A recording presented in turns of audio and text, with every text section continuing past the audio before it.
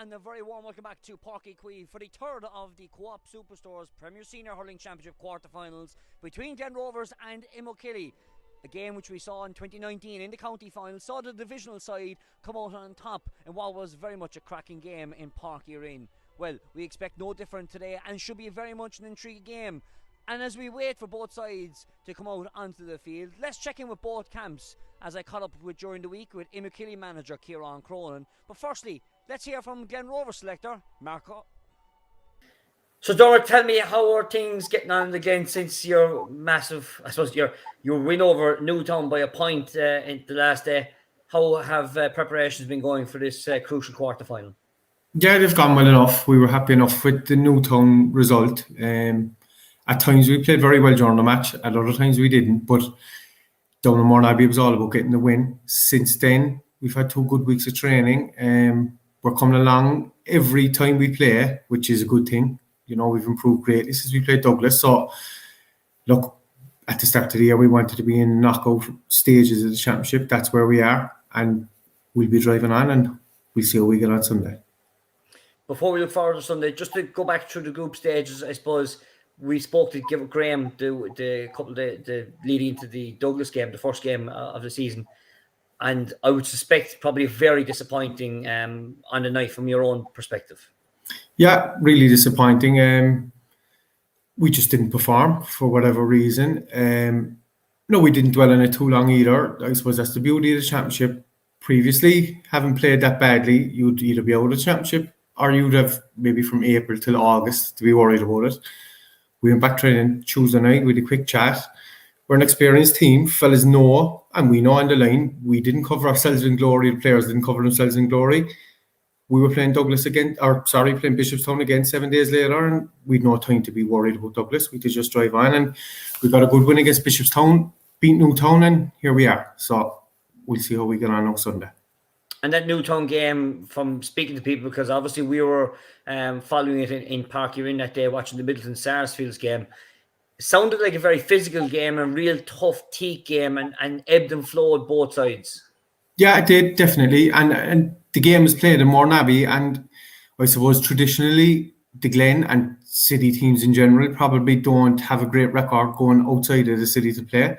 We were very aware going out to Mourneabbey, it's a tight pitch.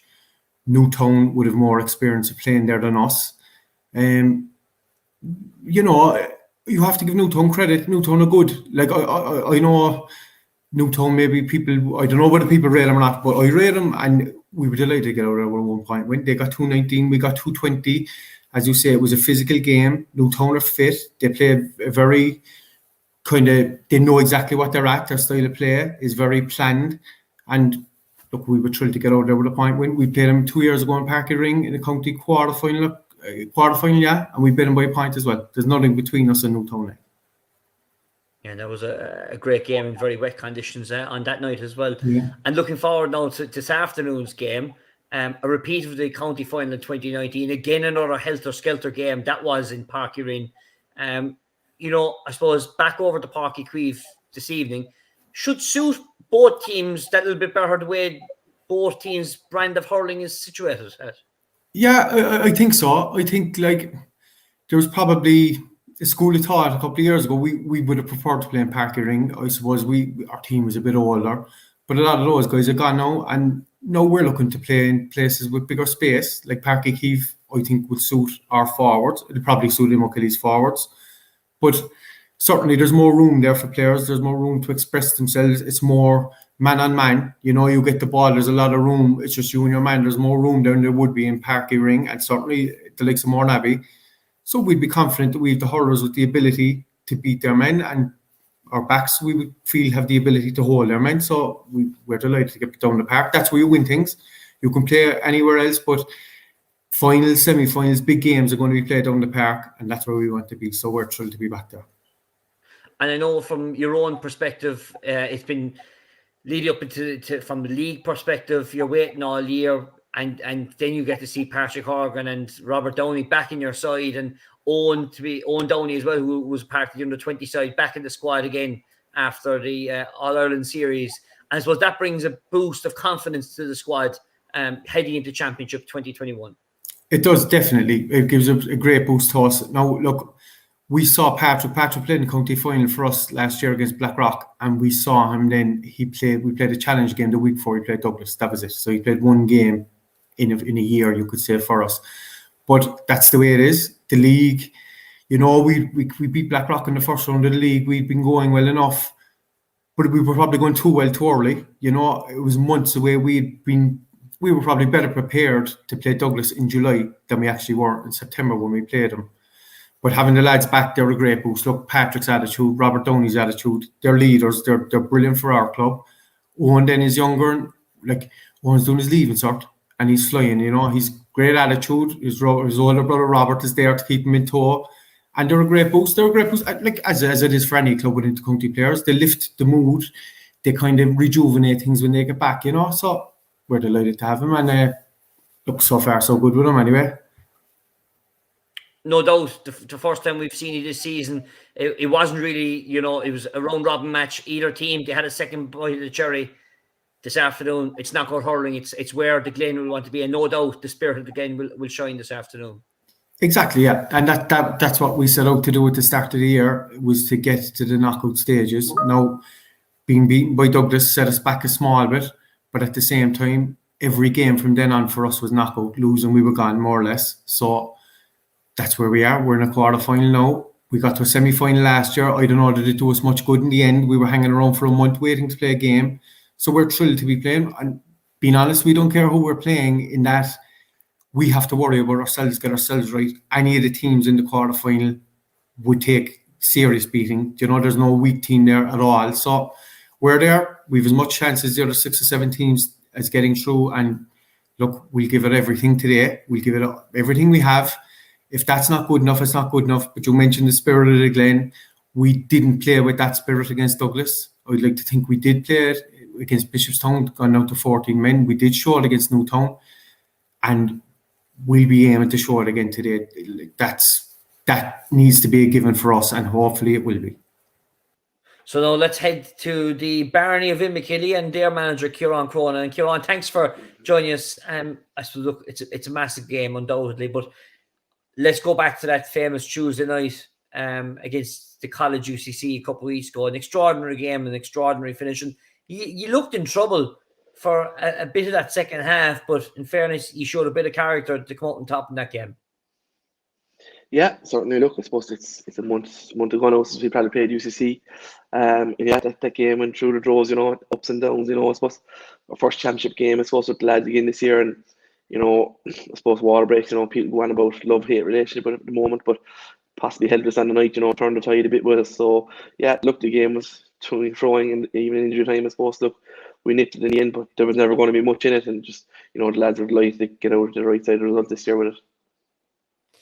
And I suppose, look, and with due respect, the final on Sunday wasn't really a game that you were probably hoping for, I suppose. Defeating Shandoon 4-32 to 16 points. An extraordinary stat coming out of that game. I think it was a 16 to 8 points scored on both halves that night. Yeah. But you did show some bit of class, and you brought some new players to the table that night as well. Yeah, certainly. Look, I suppose the game, put into banana skin facing into it. But I suppose what happened with Shandoon in their own division that weekend, wouldn't be tolerated in a lot of divisions, and it robbed them a few of their better players on the night, which was disappointing for them, But on our side, I suppose, look, we had a job to do, coming so fast after the UCC game. It kind of suited us, I suppose, to get the lads again that weekend and to see out the divisional section, As regards players, yeah, look, I think we've used about 25, I think, over the course of the 2 games, which is very good, So we've given a lot of fellas experience now this year. The likes of Leon Deuce, and Jack McDonald, and younger fellas again even than that. So, we've used those 2 games to that benefit, and coming into Sunday, it gives us great options in relation to number one, picking a panel and a team, that everyone's on alert to be getting some game time.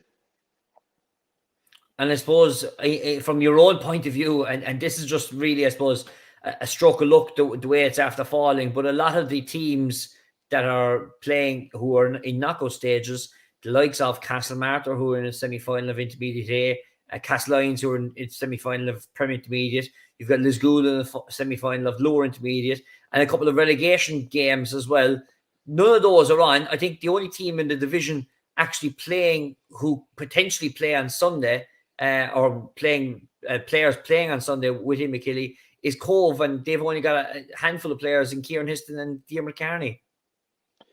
Yeah, that's right. I suppose, look, we're well used to those challenges over the years with Imokilly, in that when we're playing on a Sunday, we're always usually faced with a few clubs, or playing something on a Saturday. So this one is just Cove, as you say. This Saturday playing the East Cork semi-final.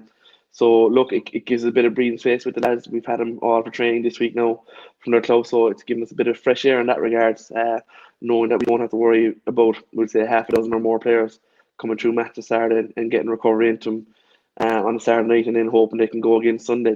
So look, it's this day and age, it's not viable anymore for players. You can't be flogging a dead horse, and we're all about player welfare and all that. So look, we'll see how the two lads come through their game on Saturday. Look, we've spoke to them this week that's the number one focus, and until Saturday evening at 5 o'clock, we don't know whether we have them or we don't have them. But it comes to the territory.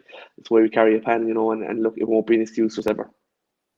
And how have preparations been going, Kieran? Because obviously you wouldn't have met up much since the Shandoon game, because most of the players would have had games, whether it is an East Cork semi-final, a third round game, or even the third round of the club championships as well. So how have preparations been going since that Division Colleges final against Shandoon? Yeah, look, they've been better than what we probably expected. So look, all our lads went back and played, the third round of their Cork County Championship games, we call them, for want of a better word, and some progress, like the clubs you mentioned previously, and other clubs have just fallen by the wayside, unfortunately. So look, it gives those lads from Lungorny and Carters and the likes of those clubs that have no more championship action this year to throw in their lot with us now, and it's something for them to focus on for hopefully the next few weeks. So yeah, we've trained a few times during the lights the last few weeks. Preparations have been good in that regard. We've had access to the players. There's been no issues that way, so we have a full panel really to pick from again, which sets us up nicely, hopefully, for the weekend. I should go back to, I suppose, the repeat of the county final in 2019, the day you won your 3 in a row against Imokilly, or against the Glen, I should say, in Park Urine. But let's just reminisce on that instant in the first half where I think it was Paddy O'Sullivan, a goal went in for Imokilly, and Paddy O'Sullivan gets a bit of a knock or a bit of a shove on the way out, and there's a bit of an RG barge, and you end up out in the field. What happened there for you to get sent off that day? I think I was wrong, and I still stand to that. But yeah, look, I suppose the game was supposed to, a touch-off start, was very stop-start the same day. There's a couple of instances, a few fellas went down, goals went in either side, and look, it's just spur of the moment thing. I suppose I went in to check Paddy at the time, and I suppose I crossed path with someone coming off the pitch that I shouldn't have crossed paths with, and lo and behold, next thing I'm outside the work. Look, part of the business, probably not my proudest moment. Still get slagged about it, but at the time, it just happened, and those things happen. I've never been sent off in my life, but to be sent off in the county senior final you weren't playing in, probably a bit embarrassing. But look, it all worked out in the end, thankfully for us in the end. Yeah.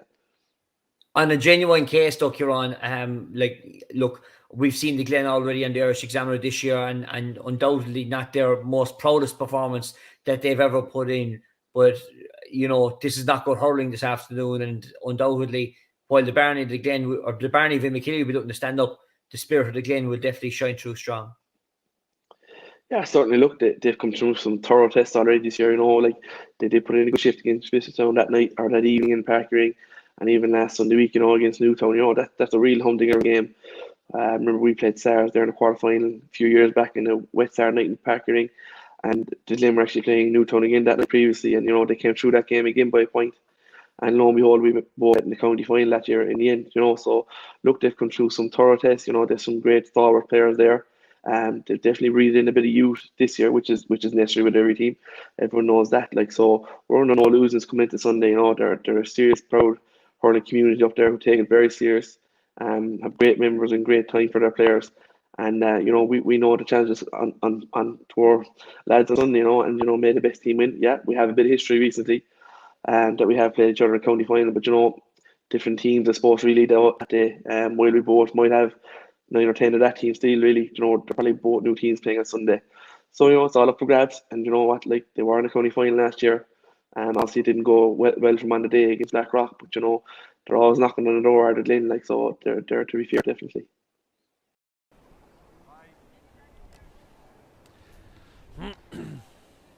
And welcome back to Páirc Uí Chaoimh. My thanks to Kieran Cronin and to Dermot O'Callaghan, who we caught up with during the week. Joining us here in the stand is All-Ireland winning captain of 99 and fellow player on that team, Seánie McGrath. Gents, thanks very much to joining us to the commentary position. Two of you are smiling here after that first entertaining game between the Rockies and Douglas. Now we've got to repeat it, the 2019 county final.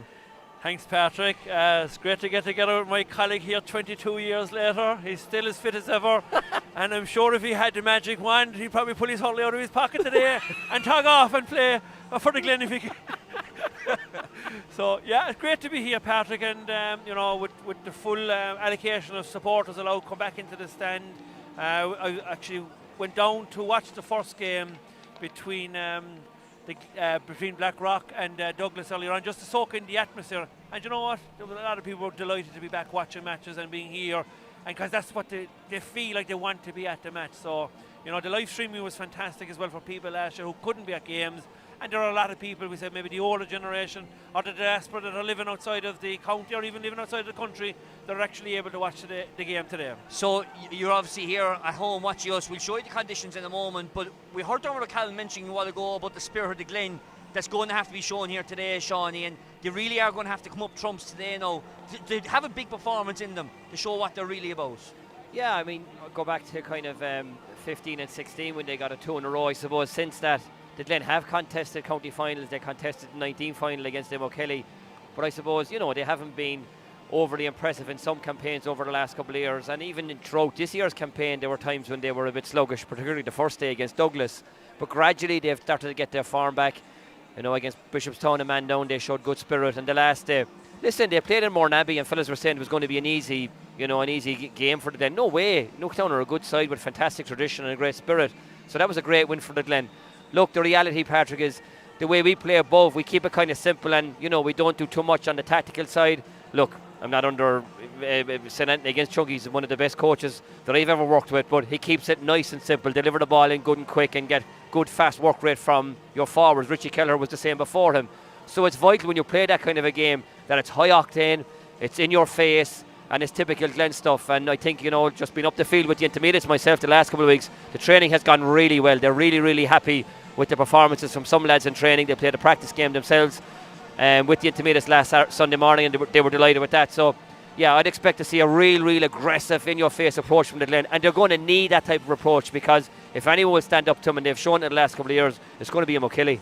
Okay, let's have a look at the teams as we turn our attentions to out the field, and both teams go unchanged from the programme given to us this afternoon. And the Glen obviously will be depending on the likes of Patrick Horgan, who's already contributed 318 in their 3 games so far in this championship. Of course, Stephen McDonald and Robert Downey will have a crucial bearing in the half-back line, and we mentioned about Hoggy. Well, also up front to support him will be Simon Kennefick and Dean Brosnan. They'll have a crucial role to play this afternoon from a Glen point of view. As for Imokilly, captained by Colin Barry in the full back line, you will see his brother at his back in Jack Barry. In the middle of the field, Shane Hagerty and Mark McCarthy had 2 solid games in the centre of the field in the division and college section against UCC and Shandrum, while Seamus Hardy returns to the side after having a night off against Shandoon. Liam O'Shea has contributed 15 points to their tally already, 10 of those coming away against Shandrum, and a change inside forward line. We'll see Barry Lawton starting inside the full forward, and he's going to be flanked either side here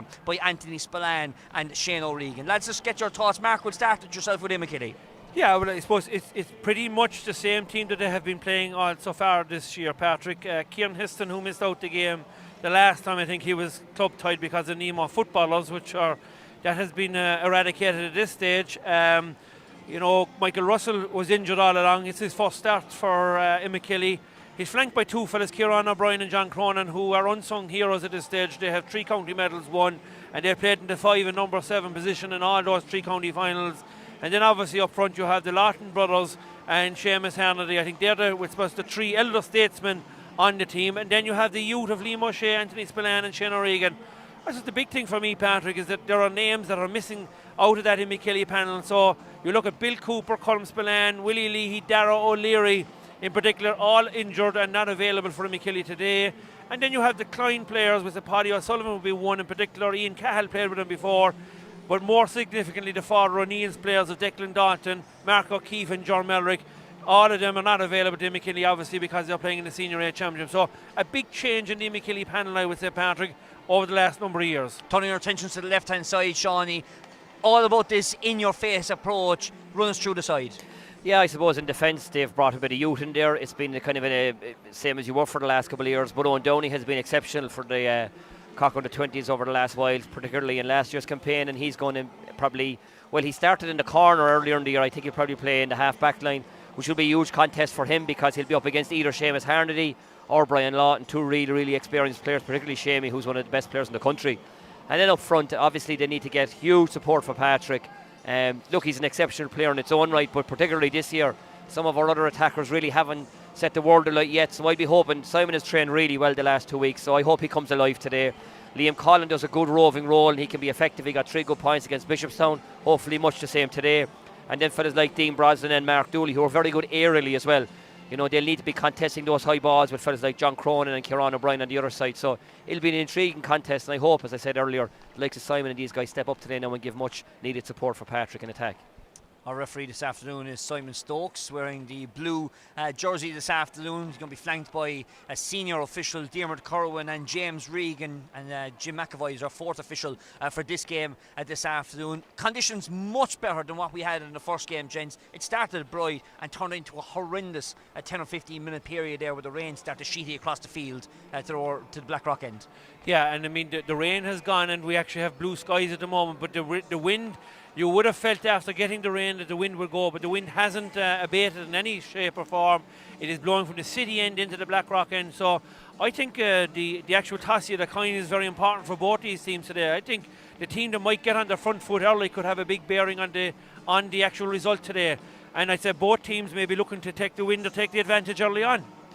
Yeah, I mean, what was noticeable in the first game was that it was probably 4 or 5-2 at one stage, and Blackrock had Douglas had some desperate wides, and they could have pushed on to nearly 8-2. They had 3 or 4 consecutive shots that kind of tailed off to sort of the left-hand side post. So, yeah, I think Mark is right. Whoever plays with the wind, they need to take huge advantage, because, you know, it's a swirling wind, and if you're not accurate and if you're not, you know, have purpose in your strike, you know, and those wides then, they just drain confidence. And, you know, Blackrock actually in the first game, while obviously Douglas at times were much better, Blackrock stayed in the game because of those wides. So if you're going to take that wind, you've got to take that advantage, because there's a huge wind there. Referee is actually only doing the toss now, so this game's going to start off just a small bit after 4 o'clock. Cullen Barry is coming out from an Imokilly point of view, and Cathal Hickey, of course, is the Glen Rovers team captain, has been a stalwart in the goals for Glen Rovers over the past couple of seasons. Gents, if you win the toss, which way do you play, with or against the wind in this opening half? Personally, I'd play against it, to be honest. I just think you just hang in there, you know, keep it nice and tight, and then try and take the advantage in the second half. Maybe that's an old traditional thing, I don't know, but for me, I'd always play against it, to be honest. Yeah, I was going to say, the first word that was coming out of my mind was traditionally teams nearly always play against the wind, because they feel the first 10 or 15 minutes of the game, there's a bit of a sorting out period of time, but you know, the games and the fitness of players is so significant now, and then a lot of teams have psychologists with them as well, and they can deal with the fact that they might be 3 or 4 or 5 points down at half time, and they get themselves back into the game. So being down a couple of points at half time isn't the major thing, but I do think both teams involved here, there will be a bit of a confidence building, I would say, because the Glen have finished as the lowest ranked team. Imokilly have a new panel of players as well, and you know, a little bit of just I suppose the Glen were in their first round this year, Patrick, against Douglas, were very poor. But like Blackrock, who lost their first round again, they seem to be building, and they might be coming with, you know, I won't say head of steam, but they might be an improving team, I have no doubt.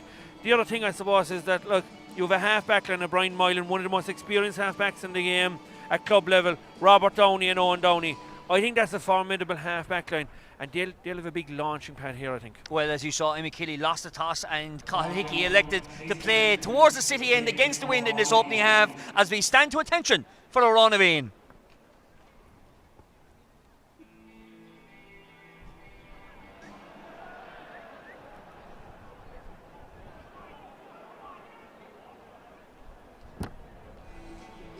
And obviously some technical difficulties here in Páirc Uí Chaoimh. Obviously there is a storm brewing, but this isn't the storm that we're hoping for. And now we stand to attention for a run of in.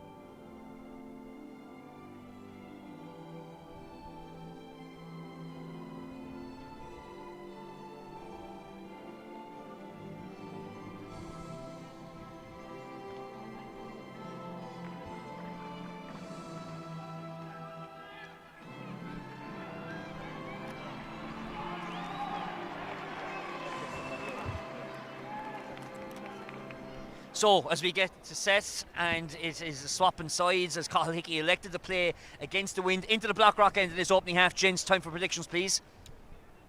For me, I think that Glen just marginally, as Mark said, they're just coming. Their form is coming at the right time, I hope. And I just think maybe a point or two swing, but there'll be very little in it for me, just the Glen, by the slightest of margins.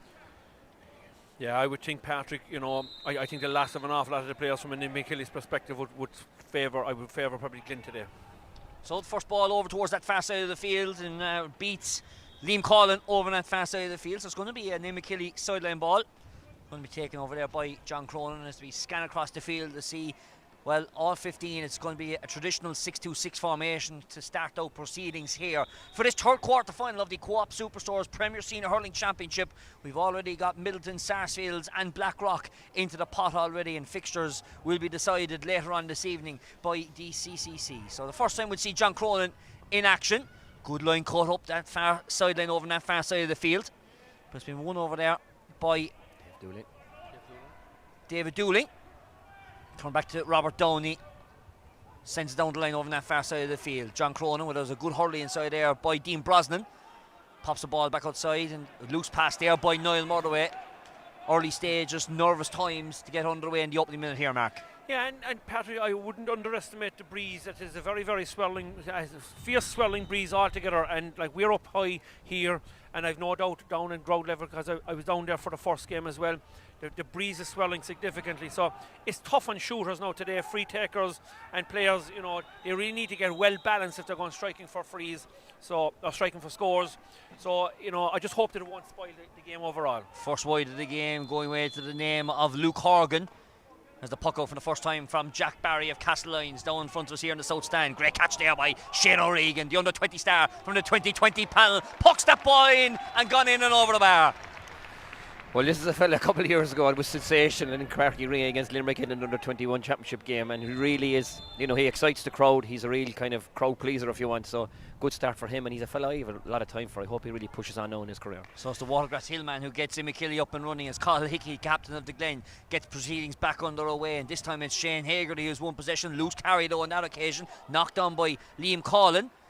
John Cronin back in there trying to help out his defence, but Sun catching the eyes there on that occasion of the Imokilly defender. That allows an opportunity over on that far side for Dean Brosnan to get back in on the attack. Ball's worked it back inside in towards the full forward line. Niall Murderway inside there under pressure over on that far side of the field.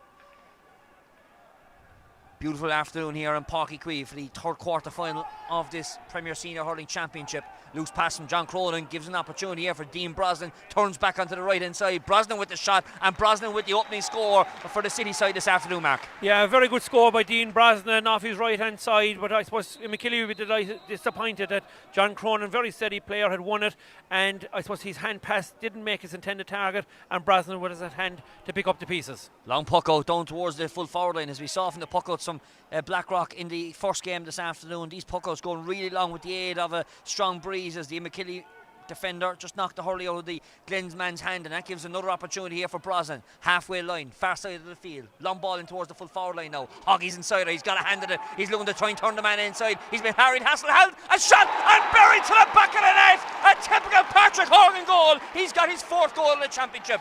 Great goal, and in fairness to Brazzy, a fantastic crossfield ball as well. Just went over the 2 lads outside, and Hoggy, brilliant take. I mean, it was his first touch really, straight into the chest. Showed great power and strength to get away from the 2 defenders, and an expert finish off his left hand side. Great start for the Glen. Yeah, fantastic. And the brilliant thing about it was that Simon Stokes left the game develop. He was clearly fouled, he was pulled by 2 players, but he stuck the ball in the back of the net. Great play by the referee. Liam O'Shea with a small flick inside. Here's Shane O'Regan. He's a man that does always go for goals. His hand was being just got a small bit of a tug, but referee says that's legal. Play continues on, and the Glen are going to come away out of it, out of the fence. Here's Robert Downey now going to clear the lines. Plays a short dink ball over the top, and here's Glen numbers in space. Mark Dooley, first time ball, not even looking. He knows where the man's going. That's Simon Kennefic over on that far side. He's got 2 points to his name in the first 3 games of the championship. He's looking to try and tack on a 3rd in the 4th appearance, and he has done that. Kennefic and the Glen are up and running very well. Yeah, it's exactly what the Glen need. I mean, I know Patrick already has scored, but they need fellas like Simon now to really start chipping in. As I said earlier, he'd been training well during the week. The lads were delighted with him, injury free and everything, so that's a great score off his left hand. So puck out from Jack Barry over towards that far side. The Glen with an early 4-point lead here in Páirc Queeve. Puck out down towards the centre of the park. Dooling's over on that far side of the field. Played it back into the centre towards David Noonan. Noonan, long shot, going a long way in. Noonan going in, and Noonan's got the score. That's a fantastic score, and it's a fantastic start from the Glen as well. Just short of 5 minutes, goal and 3 points to 1 point. It's exactly what the Glen would need, or have needed to get themselves settled and into the game, and they've done fantastically well so far. Puck over towards that far side, and the Glen's eyes are really tuned in for this game, because there's another puck out one. Play down towards this near corner towards Patrick Horgan, just flicked away by Colin Barry. Good defending, and the referee James Regan is saying it's off the Glen man. I don't think so. I think Simon Stokes is going to overrule him here. I think that's an incorrect decision. Yeah, but just while you're making up their mind, just to so the supporters know at home, the Glen are actually playing with a 2-man inside line. They have Patrick Horgan and Simon Kennefic as an inside, and Dooley has been brought out to wing forward. So, you know, the Glen are playing, there's a tactic there. They're playing 2 on the inside line with a withdrawn, with Dooley playing in the wing, and one of the half forwards is playing out as a 3rd midfielder. Short puck out, down, or short line ball I should say, after Stokes overruled that line ball. Noonan just popped the hand pass, went to ground, sent the ball short inside. Short stick work from Noonan, going to the near side, left and wide. Yeah, I think the good start from the Glen, yes, the attack is going well, but definitely I think the full back line has settled down great. Shane O'Regan started well, but Adam Lynch has come into the game. Dave Dooling has come into it with a storm, and Brian Moylan, as Mark said earlier, very, very experienced player. So in defence, the Glen look nice and composed and steady. Short ball this time down towards Kieran Histon. Played with Cove. They were beaten yesterday in the East Cork semi-final. Yesterday by Aaron Zohan. I see Seamus Harney just getting a trip there on that occasion by Mark Dooley, and Dooley is going to be spoken to here by the referee, and Seamus Harney already in a bit of bother with that leg after that trip. Yeah, seemed to be, I don't know, is it a twisted ankle or did he get a tip into the gut or something like that? But there was nothing in it, to be fair to Mark Dooley. He'd only stepped across him. But also what has happened is the fact that the Glen have withdrawn a player, is that Robert Downey seems to be playing as a sweeper at the back, which obviously gives the Glen a lot of impetus at the back. Yeah. So first time this afternoon we see Liam O'Shea in action from place ball. Just at the conclusion of the 7th minute. Imokilly now looking to try and get a score. Super score in the 2nd minute from Shane O'Regan from play. This is the first opportunity from place ball, and he's absolutely buried it outside the stadium between the 2 uprights. Great score in fairness, because like I said earlier, looking at the first game, some of those were tailing off. So good accuracy from Liam O'Shea, and good accuracy earlier from Shane O'Regan into that wind. Yes, they have the advantage, but because of the swirl on the wind, it can be hard to get accuracy. So 2 good scores from Imokilly. Puck out from Cathal Hickey over towards that far side. You can see the ball is just hanging in the sky from the strong breeze this afternoon as John Cronin plays a loose ball down the sideline towards Seamus Hardy, sees the loose man running inside. That is Shane Hagerty, pops the ball inside towards Anthony Spillane inside the 30-metre line. Great hook, second bite of the cherry, a great save by Cathal Hickey. That ball's gone out for a 65. It's 2 super saves there by Cathal Hickey. Yeah, fantastic. I think the first one was might have been a block or a hook on the player on Spillane bearing down on goals. But the second save by Hickey was top class, and the ball seems to have ricocheted out. Robert Downey has caught it, has stepped out over and has given away a 65. I think the Glen will be quite happy to give away a 65 in that situation. So chance now, second bite of the cherry here for Liam O'Shea to double his tally this afternoon, this time from a 65, small but closer. Not the cleanest of picks by the Lisgool man, but that doesn't deter the accuracy, and it's a second point for Liam O'Shea, a third point for Imokilly. Yeah, and in fairness to Imokilly, a blistering start from the Glen. They came out of the blocks really, really fast, but in fairness, they settled down well. They got the last couple of scores, albeit two frees. But it's got him back into the games, only a goal in it now at this stage. 1-3, plays 3 in the early stages of this quarter-final as Mark McCarthy knocks that ball down towards the centre of the park to Adam O'Donovan. Long ball in towards the full forward line. Good touch there again, though, by the Garda from Angus Street, Kieran Histon. Yeah, great touch in fairness, and Simon Kennefic in fairness out in front of his man, got a good touch, ball popped up and Histon got it into Hurley to flick it out. Short stick work out to Liam Collin. That ball, is that bending inside? It is. It's going in and up over the posts, but the umpire's not sure. He hasn't waved anything yet. Now he goes for the flag. Score confirmed, down to the name of Mark Dooley. Great score in fairness to Mark, and he's been in and out of the team over the last couple of years, but he's always come up trumps when needed. He's brilliant in the air. He's got a great hand in him and showed no shortage of accuracy there. Great hand over there from Brian Lawton. Popped the ball outside to Anthony Spillane, looking for, it would have been an outrageous score if he got it, but it goes the right hand side and wide. And there might be, if you're looking for little pointers, we had a great view of Dooley's point there, just snuck inside the post. Anthony Spillane's one snuck outside the post. It might be a sign of things to come in the course of the game. Cathal Hickey resumes with the puck out to the far side of the field. John Cronin and Brosnan fighting for possession over there. As a real tussle as one of the Glen players on the ground trying to lift it out with his knees. John Cronin comes away with it though, and Cronin's gone inside the 65-metre line looking for the loose man. Was Barry Lawton, I should say. 2 Lawton brothers playing this afternoon, but there's a hand in the back there by John Cronin, and it's going to be a free out for the Glen. Yeah. It's also significant that there's a huge amount of play over on the far side of the field and the south stand for some reason. There's hardly any ball being played here in front of both management teams. Cullen Barry gets ahead of Patrick Horgan on that occasion, but Horgan is fighting hard, and Horgan is doing very well to keep involved in the ruck. But on this occasion, it is the Glen who failed to compose with it, and Mark McCarthy clears the lines all the way down towards the full forward line, over towards that far side of the field as Anthony Spillane, that ball over the sideline, and Diarmuid Corwin clearly stating it's going to be a line ball for the Glen. That battle between Colin Barry and Patrick Horgan will be savage. I mean, they played against each other in the 19 final in Parky Ring, and in fairness, Patrick had a good game. He got 3 from play, but that's not a bad return for any defender. And I also think, Shawnee, early in the game, Colin Barry did actually pick him up, and then Histon happened to end up on him for the goal chance, and now Colin Barry's back on him again. So. Colin was a great defender. He's been around a long time now. He's been a great servant. Line ball deflected on that occasion. Seamus Hardy just popping the ball outside to Ahada's Mark McCarthy. McCarthy, long ball inside, looking for his midfield partner Shane Hagerty. Pops the ball outside to John Cronin. Cronin going inside the 13-metre line as a high hurley over the neck of the Lisgool man. And that is going to be a free. And there's going to be a bit of a talking to, because I wonder, was there a bit of afters there from one of the Glen players? We saw what happened with afters a while ago. Brian Harton had stepped in, and it looked like a headbutt. He got a red card for it. And Simon Stokes now is talking to David Noonan, and Stokes is laying down the law to Noonan and say, cop yourself on, man, next one you've got a warning, and it still remains as a 20-metre free and a chance for Liam O'Shea to reduce the margin down to 3 points.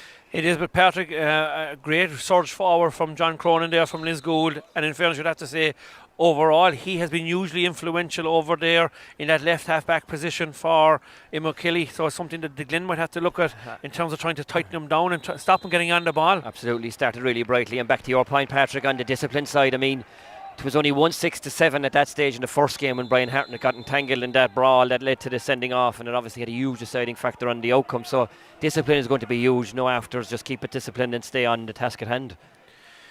Liam O'Shea's third place ball, second one buried outside of the stadium walls at the Blackrock end as the game reduced down to 3 points in the tussle in the centre of the field. Well, sees Brian Lawton coming out of it on this occasion, pops outside to Michael Russell, who's moved into the centre back this afternoon, first time in action this championship. Ball down the line to Barry Lawton, great block inside there though by Robert Downey. Barry Lawton got in on the stick work, two Glen players got in each other's way, and a chance here for the Downey brothers to clear the lines, and his own Downey as Barry Lawton breaks his hurley in the attempt of a block. Ball, possession down with Russell, pops outside to Kieran O'Brien of St. Edith's, who'll see himself in the East Cork Hurling final. John Cronin's after being buried here, intercepted here by Dean Brosnan. That's a trip there by John Cronin. He's going to be picking up a yellow card, and it's going to be a 20-metre free as well. Yeah, and just, I suppose in the lead up to that play, Robert Downey made a fantastic block here on Barry Lawton, who looked like he had a gilt-edged chance to knock the ball over the bar. Owen Downey, his brother, picked it up and had a great clearance to Brosnan. We'd mentioned earlier on about John Cronin and the influence. Dean Brosnan broke past through Cronin, and Bo was bearing down and going, and it seemed to be a clash of legs, which has led now to a free-in for Patrick Horgan. And you'd never know with Patrick Horgan, the form he's in, he might go for a goal. And he's going to think about the quick win. Oh, great save inside there, inside the 6-yard box by Jack Barry. And you were right, Mark. Horgan went for quick thinking, and that ball has been saved. Jack Barry pleading the case that you never blew the whistle. And he's also giving out about his markers, not taking him up either, Shawnee. It's a Glen 65 resulting play. Yeah, Glen 65. But just to rewind completely to what led to the move and the scoring opportunity for Brazzy, like we spoke about in the first game, myself and George, like that was, to be fair, a ridiculous crossfield ball from the Imokilly defender across to John. I mean, it was a 50-50. Even if anything, it was probably in the Glen side or the Glen's favour. So for me, down the line, keep it safe, get it out of defence, and it was a needless ball across that created the Glen chance and put John Cronin under savage pressure. So a second opportunity here now for Patrick Horgan from place ball. Of course, the first one saved only moments ago. He has got the crucial juncture between the sides in the 4th minute with that goal. Chance for the Cork captain to send this one in, and he converts the 65, and the Glen lead back out to 4 points. Yeah, and a very important score, Patrick, because this gives the Glen the momentum that they need, and they'll have said they had a 21-yard free into a save, so the important thing was that Hoggy nailed a 65 afterwards. Puck out over towards that far side of the field, sees Brian Lawton winning possession, turning his marker at ease over that far side. An advantage coming here if it doesn't score. Whether Lawton says, "No, I don't care what you do, Stokes, I stick it over the bar." Great score. And again, if you're going back and talking about servants and how we've done a great job over the years through Imokilly, Brian Lawton is definitely one of them. A fabulous score off his left, and just brings it to a 3 point game. Yeah. 1-5 to 5 points at this water break. But the crucial juncture of this game, as we have a look back at the goal, Patrick Horgan with an absolute barrier into the bottom corner of Jack Barry's net. Yeah, well, I suppose in any championship match, you want your main guys on the ball as often as possible, and obviously then if they can convert this even better. But it gives the team a huge boost when they get their main man on the ball so early. So yeah, the other thing, Patrick, is that the Glen have 1-5 scored. They have 1-4 from play. Imokilly have 5 scored. They have 2 frees and a 65. So you'd have to say, if you're in the Glen camp right now, you're really, really happy with your charges. They are up and running immediately, playing against a strong enough breeze, but just looking at the tricolour, it has probably gone down a little bit, I would suggest, in comparison to what was there in the first half. And even at the start of this game, it was a way stronger.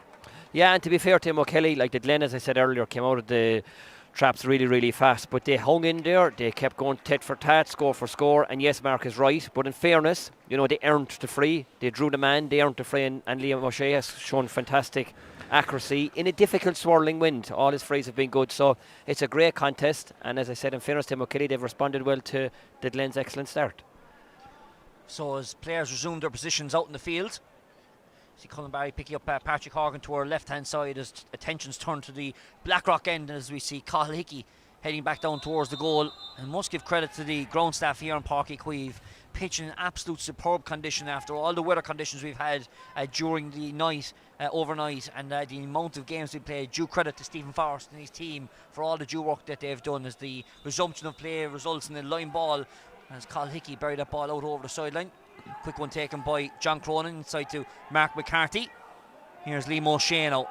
Short stick work from O'Shea, looking for his first score from play. Well, his first shot from play goes right and wide.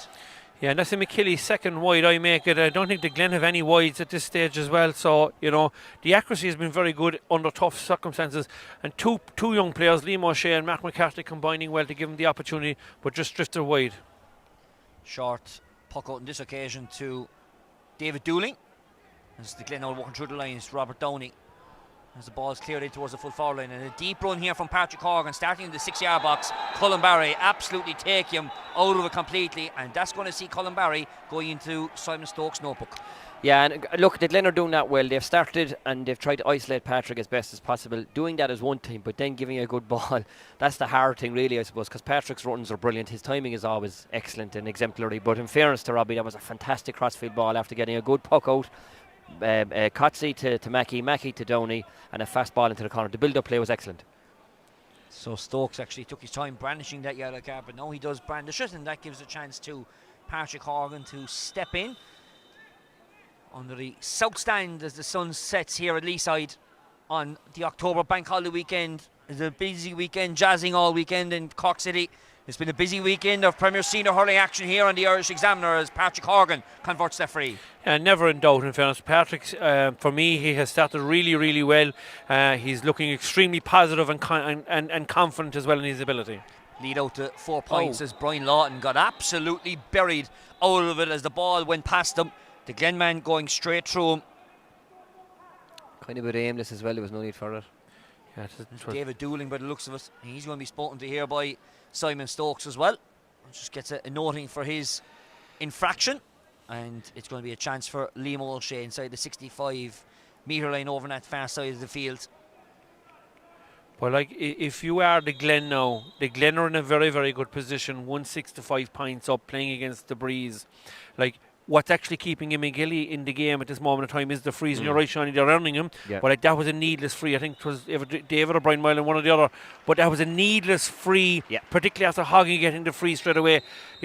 Back to level score now in the second quarter again. Stay calm, stay disciplined. Yeah. So 1-6 plays 6 points. We're gone through the 18th minute mark as Carl Hickey pucks out that line ball, or the puck out over towards far side of the field. Climbing high over there was Luke Horgan. Went for a second bite of the cherry, but he just spilt the ball outside him and gave us a chance to Liam O'Shea to clear the lines. Sends it along and towards the full forward line, looking for Shane O'Regan. O'Regan's got it. He's in on goal, Shane O'Regan, and buried to the back of the net. Typical corner forward score, and now we're at a level game. And just before it landed, I think Adam had lost his footing a small, but look, Shane O'Regan, I mean, I mentioned it a couple earlier about his performances a couple of years ago with the 21s. This fella is a brilliant talent, so this could be a huge campaign for him now. A great score, he's on a goal in the point. And the big thing is that he cut the ball out of the air, a high, long, raking ball, and beat the defender and made no mistake. No, the spirit of the Glen is going to have to be shown as the clash of the ash is underneath us. Owen Downey winning the breaking ball. Well, Downey left the lash out at him, but his play continues on. And now what is the situation here? As the referee is stopping play, something has happened down in front of us. I'm not sure exactly what has happened here. Shawnee, I don't know, did you catch it? I actually was looking at the Owen Downey one. I thought he was given a free for that, but no, I didn't see it at all, no, to be fair, Patrick. Yeah. Don't know, nobody seems to have seen what has actually happened, but the Glen player is in a certain amount of distress, there's no doubt about that. To be fair to the line as well, Mark, there's not too much protestation coming from the management, so it probably was something innocuous. Absolutely, 100%, but Owen Downey was a bit, we were all watching that, he slapped back with the Hurley because Hurley was coming at him, but that was definitely probably a free against Owen Downey, I would suggest for the use of that Hurley, but I don't think it's going to be. I think the referee is leaving, maybe it's a dislocated finger or something like that, but and you're right, Sean, there's no hassle from the Glen mentors on the sideline. And I'm actually after losing track of myself because I don't know where the ball's after landing. So the interesting thing, what is the resulting play here? Well, Owen Downey had possession after that slashback, we'll call it. He played the ball to the far side. So the interesting thing here is Mark Dooley is the man who's receiving attention. Obviously a dislocated finger. I presume it's going to be, I'm just thinking, it'll probably be a Glen indirect free from in front of us. But there's obviously concern here with Mark Dooley under pressure. Seamus Harney's now talking to Simon Stokes. And he's saying, I think Harney's going to be happy with the decision. And he'll be a loss, Patrick. Mark has started well. He gives the Glen something different. And he's after getting a great score here under the south stand. So if he's out, he'll be a big loss. But there's no way the game should be restarted when there's a player injured, obviously injured on the sideline here. just in case. And this happened in the previous game as well, where a Douglas player was injured and there was a puck out taken and he was being treated on the sideline. So I think that the referees need to give the medics the chance, stop the clock, get the medics in and deal with the issue. So Simon Stokes' hand is raised in the air, signalling it's an indirect free. Imokilly management not happy with that decision as the ball squirts out behind, but inside there was Kieran Histon looking to try and win possession, just boots the ball forward and flicks it forward to Seamus Harnedy. Hand pass quickly outside to Shane Hagerty, sees his midfield partner in front of him, takes the option in Mark McCarthy. McCarthy under pressure now with 2 Glen players. The Ahadaman has to take a second bite of the cherry, pops the ball outside to Seamus Harnedy. Harnedy shortens the grip of the Hurley, long range shot, 70 yards out, going a long way in but drifting to the right hand side and wide. Yeah, and the referee now has been called, his attention has been called to something that has happened off the ball. Yeah, actually, when we look at it, there's a possibility that Patrick Horgan may have been involved in an altercation with, I think, John Cronin, off the ball. So, again, we've seen 2 red cards already in the quarterfinals of the championship. We certainly don't want to see another, but there's something certainly after happening, and the umpire's attention has been called. Well, the umpires, they're all wired up with communications, and Patrick Horgan now is being called out here. The 2 umpires had the hands to their ears and the microphone straight away, and full attention now to Patrick Horgan, who is pleading his case to the Tullalese official, the security man from Cork Airport. Well, what's the decision here? It looks like there could be trouble here. Patrick Horgan has done something. It's a red card. It's a red card, and that now could be, dare I say it, the ruination of the game. Obviously something has happened. Patrick Horgan going straight down to the umpires, really unhappy with the decision. Something has happened off the ball. I certainly haven't seen it because I was following the play.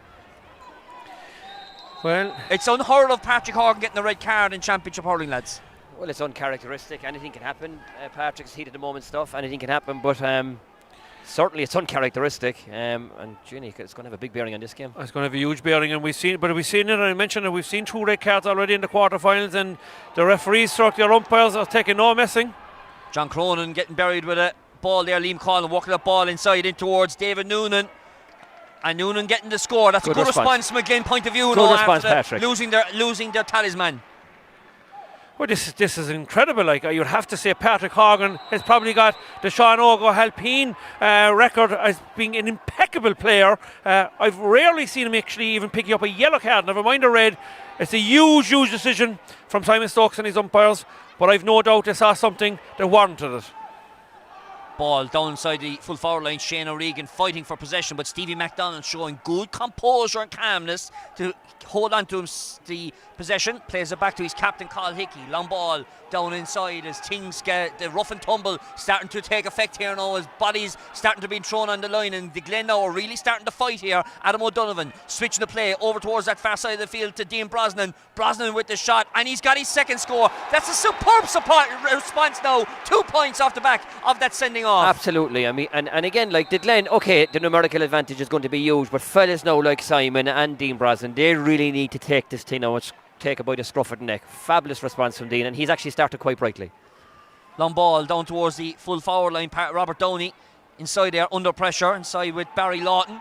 Well, he's lost possession, but Lawton actually ends up after scooped out from Robert Downey. Looks to shorten the grip. That's a great tackle inside there on the hurley of Barry Lawton, as the Glen looking to try and clear out their lines. There was a third man tackle. Liam O'Shea took the man out of the ball, off the ball behind them, and that's going to be a free for the Glen inside their own 65. Quickly taken, looking for Kennefick inside in the corner forward position. Kennefick, well, he's done very well to keep the ball from going in. What a score from Simon! No, it's going to be ruled out. It's going to be ruled out for a line ball. Oh, would have been an absolute brilliant score. Flag is going to be put back down though because of the line ball. Yeah, I think he's very unlucky here, in my opinion. His body was outside the line, but Simon Kennefick had held his hand up. It looked like he had kept the ball in play, and I've seen it a huge amount of times. Once the player keeps it inside the line, it's normally the advantage is allowed to continue. So. With the referee's backing his linesman here, yeah, Patrick, absolutely. And obviously if the ball goes out over the sideline, that's one thing, but you can't take an advantage from outside the line. Now, he didn't take the advantage, so obviously our sideline official James Regan has seen that ball has crossed the line, Shawnee. Yeah, and look, obviously I'd be as biased as the next fellow when it comes to the Glen, being a Glen man, but to be fair to the linesman, he did have the flag up early, right? I don't think he put it up at the last minute. I saw him waving it early, and even before Simon delivered the ball, I could see it was a line ball. Glen now really fighting hard as Owen Downey just loses the possession in the bottom of that ruck as Imokilly now trying to fight, and there's a good clean tussle for possession inside there. Brian Lawton inside there in possession as the referee says no, let's hold this off, lads. Liam O'Shea was going to break out, but Simon Stokes not happy with it, so he's going to throw in a clash ball to restart play. And play restarted from Mark McCarthy. That ball scooped forward there by Luke Horgan. It's a chance for Michael Russell to clear the Imokilly lines over towards that far side of the field. Over towards the far side over there is Anthony Spillane turning inside the marker. Not the greatest of shots from Spillane. That gives an opportunity for the Glen keeper, Cathal Hickey. Well, he thought about going right.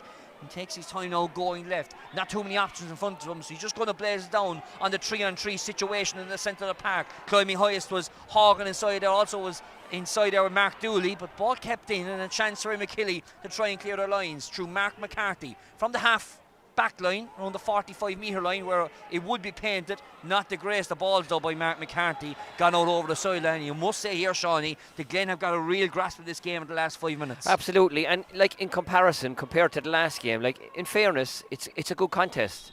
There's good contact in it, there's good intensity in it, the scores are coming at a good rate, so it's a very, very enjoyable game. Line ball over on that far side of the field, sent long, this time picked up by Imokilly.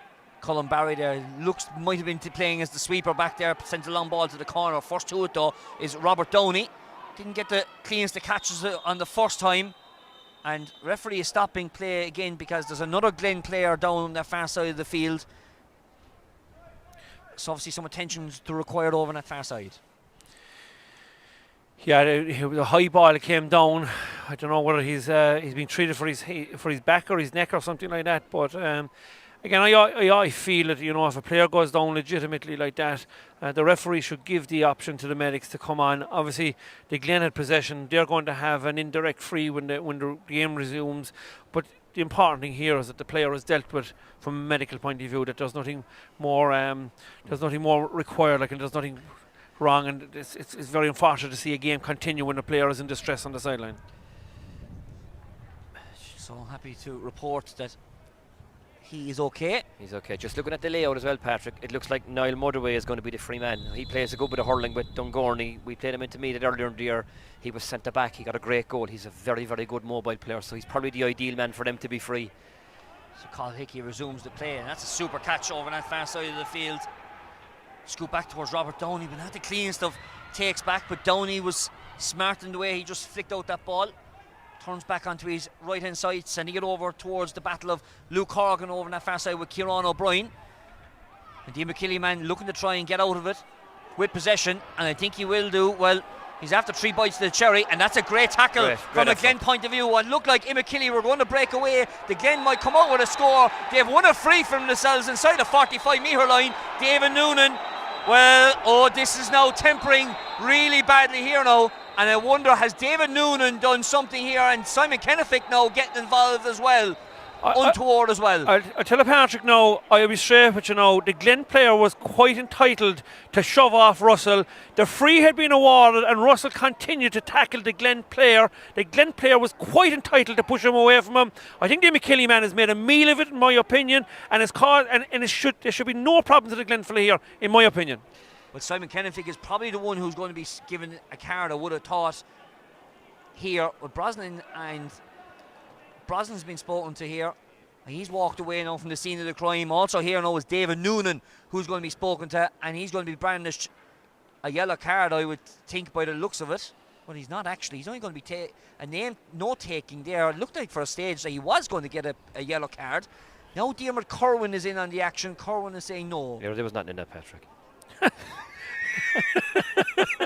To go back again a bit, in fairness to Liam Collin, he put ferocious pressure, I think, on Kieran O'Brien. Absolutely, done great to turn it over and get the free in. But Russell stayed in it, looking to get something else out of it, to try and overturn the free.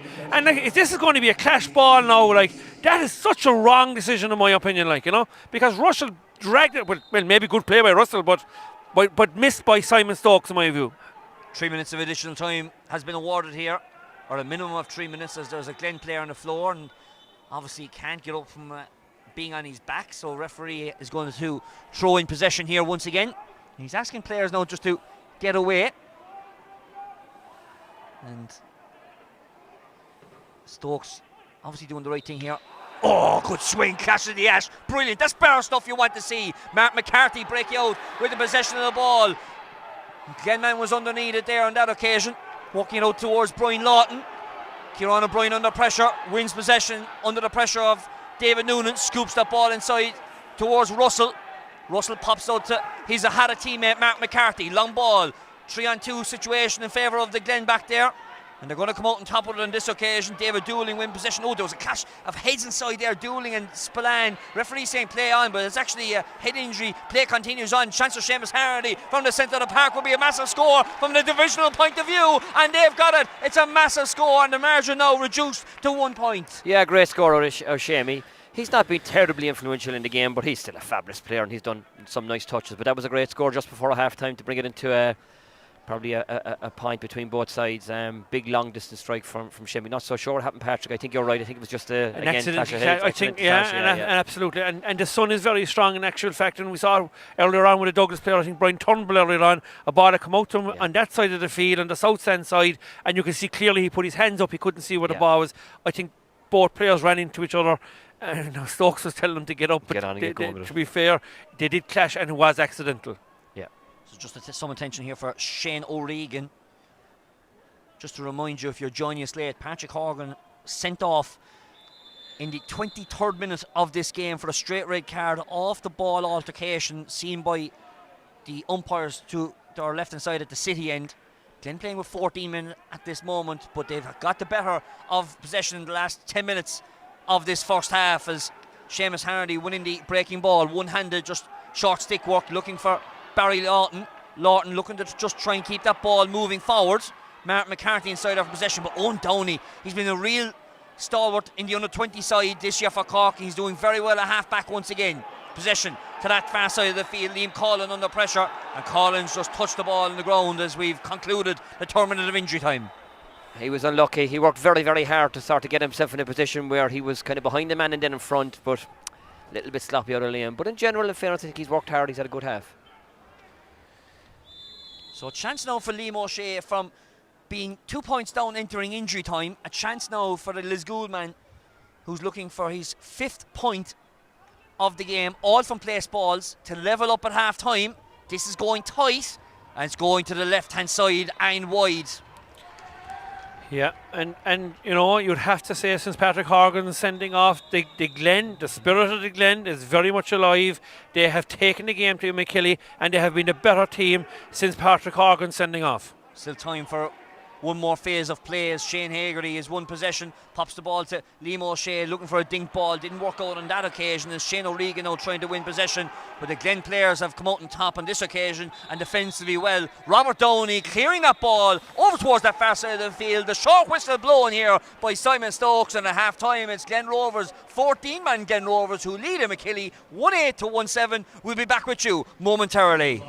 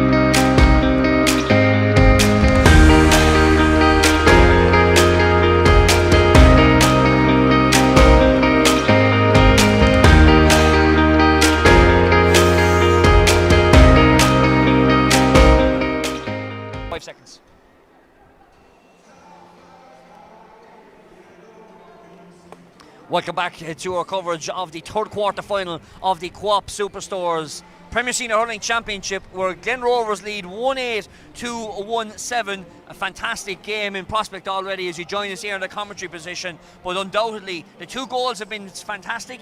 But the big talking point here, Mark, you might be smiling a small bit about it, is that red card of Patrick Horgan. I'm just enjoying a bit of aero Patrick and a cup of tea at half-time because it's absolutely freezing up here in the commentary box. But look, there is I suppose the whole game is going to be spoken about on the result, of Patrick Horgan sending off. There's no question about that. But look, whether the result goes for the Glen or goes against them, they've got to deal with the situation now, which is they're without Patrick. They have dealt admirably so far, and that's really what you want to see out of your team, is that fighting spirit there now, okay? Patrick has carried us for an awful, through all their careers, he's been their main player, and now it is a time for the Glen players, those 14 lads that are out in the field, to say, lads, we're going to put our shoulder to the wheel now for Patrick and try and get this result, and let the semi-final take care of itself after that. Shawnee, they got off to a fantastic start. In their face, as you mentioned at the start, they really got going with that early goal from Patrick Horgan. Excuse me, yeah. And as a unit, I think that Glen are playing better. They're the better side. As a unit, they're working better. They're giving better ball in. They're collectively in defence, clearing the lines well. The puck-outs are going, cameoed by Pat or by Cotsy's one to Mackie to Downey, and a crossfield ball to Simon. So as a unit, they're playing better. But some of the Imokilly lads individually, though, in fairness, are going well. I think Shane O'Regan is going well inside. He's after getting a real sharp goal and a point. Similarly, in the first game, there was attackers on this side were tailing shots off to the left, and in fairness, the score he got high into the air was a brilliant finish, and his goal was as good a goal as you'll see in the championship. So he's playing well. I think Hagerty is playing well midfield, and I always like that lad Motherway. We played them into the championship down in Carricktool earlier in the year. He can play between centre forward or centre back, so as I said in the commentary, when you've got a fella like that free, he can be explosive, he can make things happen. So individually, I think some individual players from Kelly are playing well. Collectively, the Glen are playing better, but it's going to be a huge challenge, as Mark said now. They really have to go up 10 or 11 notches with 14 v 15. But the crucial thing, Mark, was off the back of the red card, 2 scores in the 24th and 25th minute, only literally 2 minutes after the red card from Noonan and Brosnan, and that really showed the spirit of the Glen that they are really fighting for this. And look, it was never in question, to be honest about it. Like both teams have played each other on a regular basis over the last 5 or 6 years, and Imokilly have had the better of those exchanges. But I just felt coming in that there's a huge amount of change and turnover on the Imokilly panel in comparison to what they had 3 or 4 years ago. And the Glen to me, with Patrick and Simon Kennefick up front, Luke Horgan as well, I probably Liam Collin, they're scoring forwards if they get the opportunity. They haven't put it on the scoreline today. It's probably the more experienced players, the likes of Dean Brosnan and Mark Dooley and David Noonan. They have 5 points from play, which is a great return. I think the Glen management would be thrilled, Patrick, at this stage that the lads have contributed 5 points. But I suppose the big thing now is, look lads, with 30 minutes to get to a county semi-final, forget about Patrick sending off. It's done, it's dusted. We'll discuss that after the game. You now have to go out for 30 minutes, and everybody's got to put the shoulder to the wheel to try and get the result. And we spoke about discipline. Obviously the red card, that's gone and be gone by now, but Imokilly got 4 points from placed ball, 3 from frees, 1 from a 65. They had another 2 or 3 chances as well. So Glen's discipline now is going to be a key factor in this second half to just try and cut out those frees, because they are dealing with the forward line fairly well. They're dealing well, yeah. I think the Glen full back line is going well. Obviously marshalled brilliantly by Stephen MacDonald. But yeah, I think you're right, Patrick. The concession of frees in defence and even in attack, and Mark was right earlier about maybe Michael Russell overplaying it, but another referee on another day could have brandished the card, and then you're tethering on the edge if you've got a yellow card. Simon maybe did something as well that could have issued, led to a card being issued. So the Glen have to stay cool, calm and collected. It's easier said than done, I know. Tensions and energy is running high and all that, and they're probably really disappointed because Patrick didn't do anything dangerous or damaging to the player. And I'd say the player in question, I'd say that Glen, when you play someone so regularly as well, it builds all wounds and there's little baggage stuff going on, but they just have to park all that, stay at the task at hand. If they go tit for tat for the next couple of minutes and get to the next water break and there's only 1 or 2 in it coming down the stretch, then I give them a fierce chance. They have to be really disciplined in this first quarter now after the break and stay in the game, because if Imokilly take advantage, if Motherway starts opening up and creating scores up the field, if Shamey opens up and then Imokilly get themselves with a numerical advantage 4 or 5 up, then it's a different game. But if the Glen are in it with a quarter to go, I think you really see then some ferocious fervour coming from the lads. Let's put on the Barnstore bibs for a second. Kieran Cronin here beside me. Where are you looking at your bench now? Who are you going to be bringing on the second half that's going to try and turn the game in favour of the division? Well, I suppose, Joe Stack was on the team at full forward earlier on. Mike Kelly from Castlemartyr is a player who got man of the match in the county final. He's a lively forward. 1-7 Imokilly have scored. The big thing for me is that they've got a goal and 3 points from play. It isn't a massive score, Patrick, for a team that have played with the breeze. So I'd be a little bit concerned. Will they bring on fellas? I don't know. Do they actually know themselves? Have they got better players to come on? Like, they have lost a massive amount of players. Declan Dalton, Mark O'Keefe, Jock Melrick from Farrow Needs, Paddy Sullivan from Klein. And then you look at Will Leahy not available, Colm Spillane, Bill Cooper, Darragh O'Leary. Like, that's 8 or 9 players that should be available to Imokilly that are not. So will they bring on somebody? Darragh O'Leary's on, he tore his hamstring. He missed the All-Ireland Under-20 final this year. He hasn't a whole pile of training done. Maybe he's something that could be introduced. But I don't know, will Imokilly be overly happy with their performance in the first half, Patrick?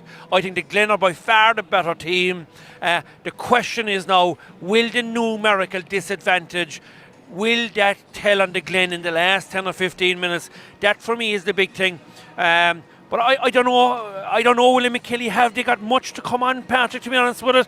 I think they'll be shuffling what they have at the moment. Shawnee, you're wearing the bib of Ian Lynham now. Where's this going? Like, you've got the intermediate. A lot of these second panel players from the intermediate team.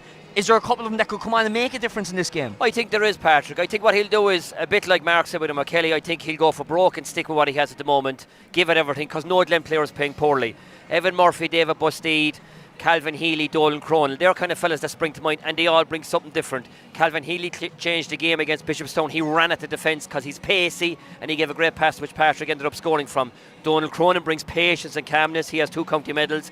David Bustede the same, and Evan Murphy's a scoring forward. So they've all got different players that they can bring in, and Mark has just pointed out, in fairness, yes, Conor Doris is an exceptional hurler. He's probably one of the Glen's top scorers from play outside of Patrick throughout the annals of history in the club. So he's another fantastic player. Go back to the couple of counties that the Glen won. In one of those particular finals, I think he got 5 points from play. Absolutely. And he hit him from all angles on that occasion. Yeah. And you know what? He might be the fella to come into the game when Hoggy is gone. Lads, give me the break, give me the chance. Best buds and all this kind of stuff. Yeah, I could see Doris having a big play. I don't know his form this year, how he's been going and stuff like that, because I haven't seen him. But he's a player that if he gets an opportunity, he loves to be on the controversial side of things. Shawnee as well, big time, that's his style. Let's turn our attentions toward the field, because Imokilly have already come back onto the field at this juncture, and we're only waiting for the Glen to come back on. And same 15 it looks like to me as I scan across the field for Imokilly. They're going to be playing the same 15. We're waiting for the Glen to come back out, Mark. Well, I'd be right if I was thinking I'd be leaving Imokilly out there for as long as I could, to be honest with it, because it's still freezing cold. Now, just that the breeze has probably picked up a small bit, Patrick, as well. It had died in the middle of the first half, but it certainly is stronger now in the second half.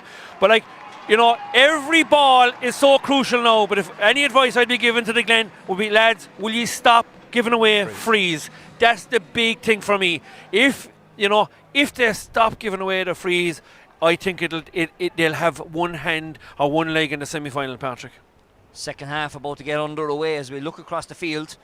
It looks like there is one change, and it is Donald Cronin, it looks like to me, who is in at centre forward. Shawnee, I think you might confirm that for me. It looks like maybe Mark Dooley. Did Mark pick up a hand injury? We said it. He did, first. Mark is below us. Mark is injured, I'd say. Yeah, that's a good move, I think, Shawnee, from the Glen, because he's a very, very experienced player, Donald Cronin. He has been one of the unsung heroes for the Glen for many, many years. Bit unusual. He's playing centre forward, I would suggest, but maybe that's the fact that Adam O'Donovan and David Noonan probably can't play in the forwards. Yes, and Dave Noonan's not out yet.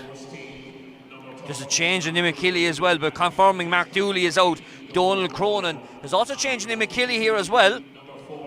Barry Lawton's being withdrawn, and Mike Kelly is going straight in at full forward. We were just waiting for one more player to come out to the field. That was David Noonan. That was the reason of the day to the start of the second half of the Co-op Superstores Premier Senior Hurling Championship. We're underway for the second 30 minutes live here from Park Queeve. The third quarter final we're bringing you live and exclusive this weekend. As the Glen now fighting for possession. Luke Horgan has got it. He's gone inside the 65-metre line. Evades the tackle of Kieran Histon. He's still on the bike, Horgan. Got inside the 20-metre line. Looked to try and pop that ball inside. Just a small bit too cute. And the guard was inside there, Histon, protecting and securing all defence doors, and pops the ball out here to Colin Barry. Barry, long ball in towards the full forward line. Here is Mike Kelly now after coming on in half time there. Ball's been turned over there. Anto Spillane in there in possession. First time pulled there. Wild by David Dooling. Ball got out over the sideline. He's gone for a line ball for Imokilly. Yeah, but just on the chance for the Glen with Luke Horgan, there was nobody actually following up, and there was two Imokilly defenders were bearing down on him, and he didn't get the chance to get the shot off. Quick line ball taken by Liam O'Shea, scooped around, popped outside to John Cronin, a bit messy from an Imokilly point of view, and the Glen Rovers now applying numbers in towards the bottom of the ruck. There's a real scrap for possession inside here. Owen Downey is in the bottom of it, also is Liam O'Shea. O'Shea scooping it outside. Well, John Cronin had a handle in Donald Cronin was in there, but here comes Owen Downey through the heart of the Imokilly defence. Loose hand in there from Seamus Harnedy. But Downey did very well. Pops the ball over towards that far side of the field to Liam Collin. Collin coming up towards the 45-metre line, or where it should be, but it was a great hook inside there by the Imokilly defender. Not cleared out there by Michael Russell. Russell's left in possession goal. Donald Cronin just scooping the ball forward. Glen have an opportunity of a goal going across here, going right and wide. A comedy of errors that could have been resulting in a Glen goal. Yeah, but in fairness, lads, we're talking about quality and standards. Like, that was poor fare. Like, that didn't look like senior intercounty or senior club championship. No, but he went for the pull, and Dean Brasden was just about to come in and pick it up, and if he'd left the ball to Brazzy, I'd say he'd have picked it up and kicked it into the net.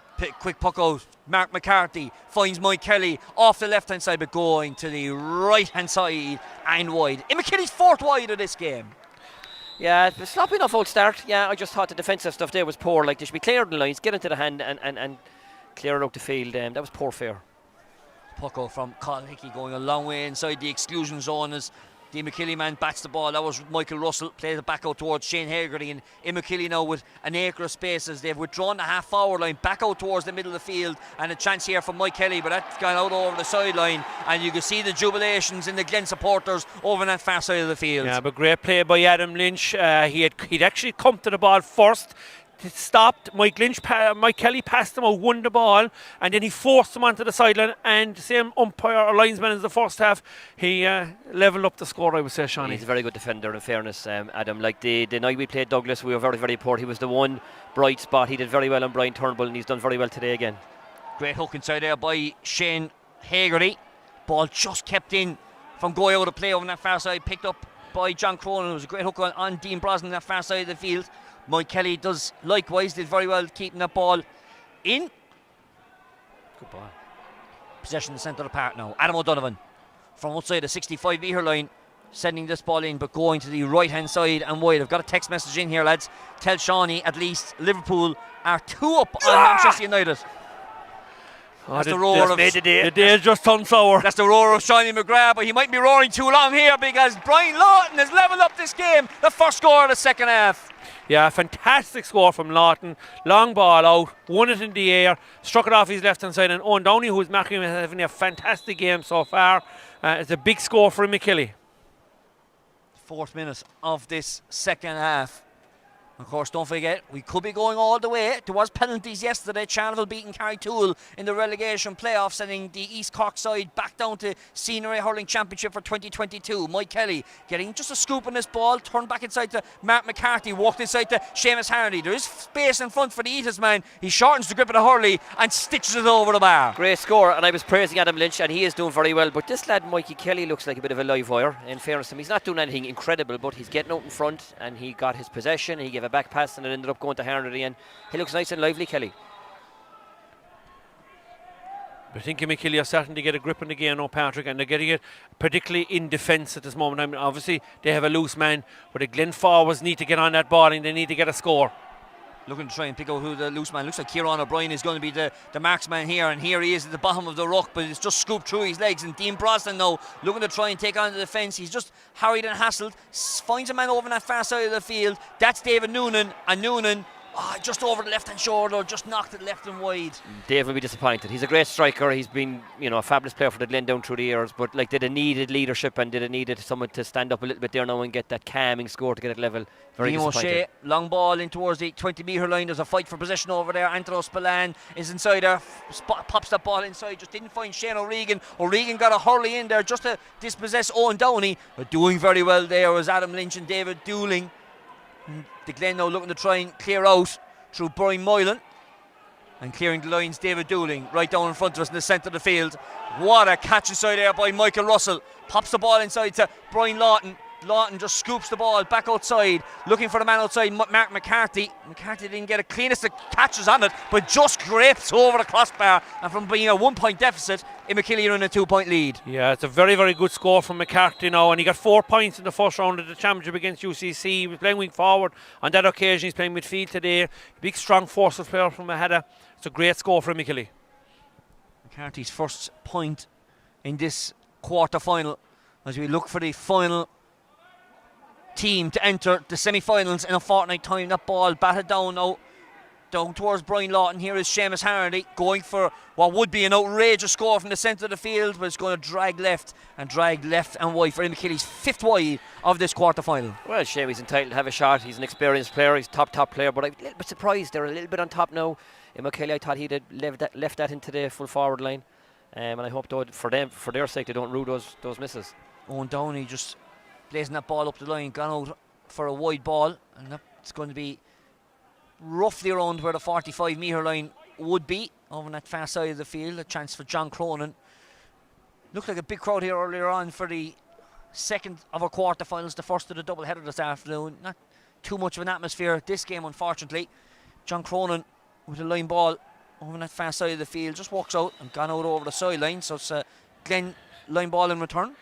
Yeah, it's gone a little bit scrappy, I would say. And the Glen, to be fair, the spirit that they had in the first half, Imokilly seemed to be well on top all over the field at the moment. And the Glen need to get on the score sheet. They haven't scored, I think, since half time as well. So they need to get a score to get the confidence up. We'll see one here now. There's going to be a free in here for the Glen.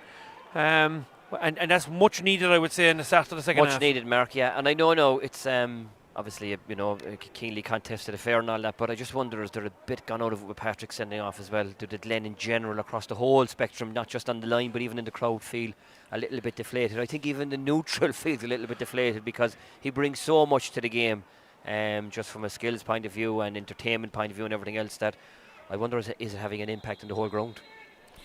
And this free being taken here by Brian Moylan, who stepped up to this one. So Moylan reduced the margin back down to 1 point now as we conclude the 8th minute of this half. Puck out from Jack Barry to the centre of the park. Sees the great hand of Seamus Hardy. Great touch inside. No catch, no look shot from Brian Lawton. Oh, skillful stuff from Brian Lawton. 2 touches and stitched it over the bar. It's a fantastic score. Absolutely fantastic. And very sharp work by Imokilly because Brian Moylan is Brian Lawton's actually marker in that situation. And he was coming back to field and Lawton seemed to find himself in splendid isolation. There was a half an interception there, flick on by Anto Spillane, but the Glen have dealt enough with it, and Brian Moylan fouled in the process of going down to pick up that ball by, looked like the cornerback Niall Murraway, who engaged as the first man sweeper in the centre of the field, and it's going to be a free call. And a correct decision by Simon Stokes now, and this is a way harder free for Brian Moylan than the one he came up to tap over a while ago, but I suppose you would be slightly concerned that if Brian Moylan, if there's going to be a lot of frees in the second half of the Glen, that he's going to do an awful lot of travelling Shawnee from half back up into the full forward line to take frees. Yeah, he's an expert free taker, but yeah, you're right, Mark. I mean, he's going to have a hard enough job keeping an eye on someone like a Brian Lawton for the next 20 odd minutes, so up and down the field is going to add to it. Looking to reduce the margin back down to a point, and Moylan, the wing back, does that indeed. 1-11 plays 1-10 after 9 minutes. And they just need to stay in the game. They need to start popping over those frees, and obviously from play as well. But I would say, certainly Imokilly have upped it in the second half. I think they have 3 points, and they're all come from play in the second half. So Imokilly has certainly started the better in the second half. It's just some attention here being given by the physio Pat Hanley and Dr. Diarmuid Mulcahy here from a Glen point of view. It looks like on Anto Spillane just around the left elbow.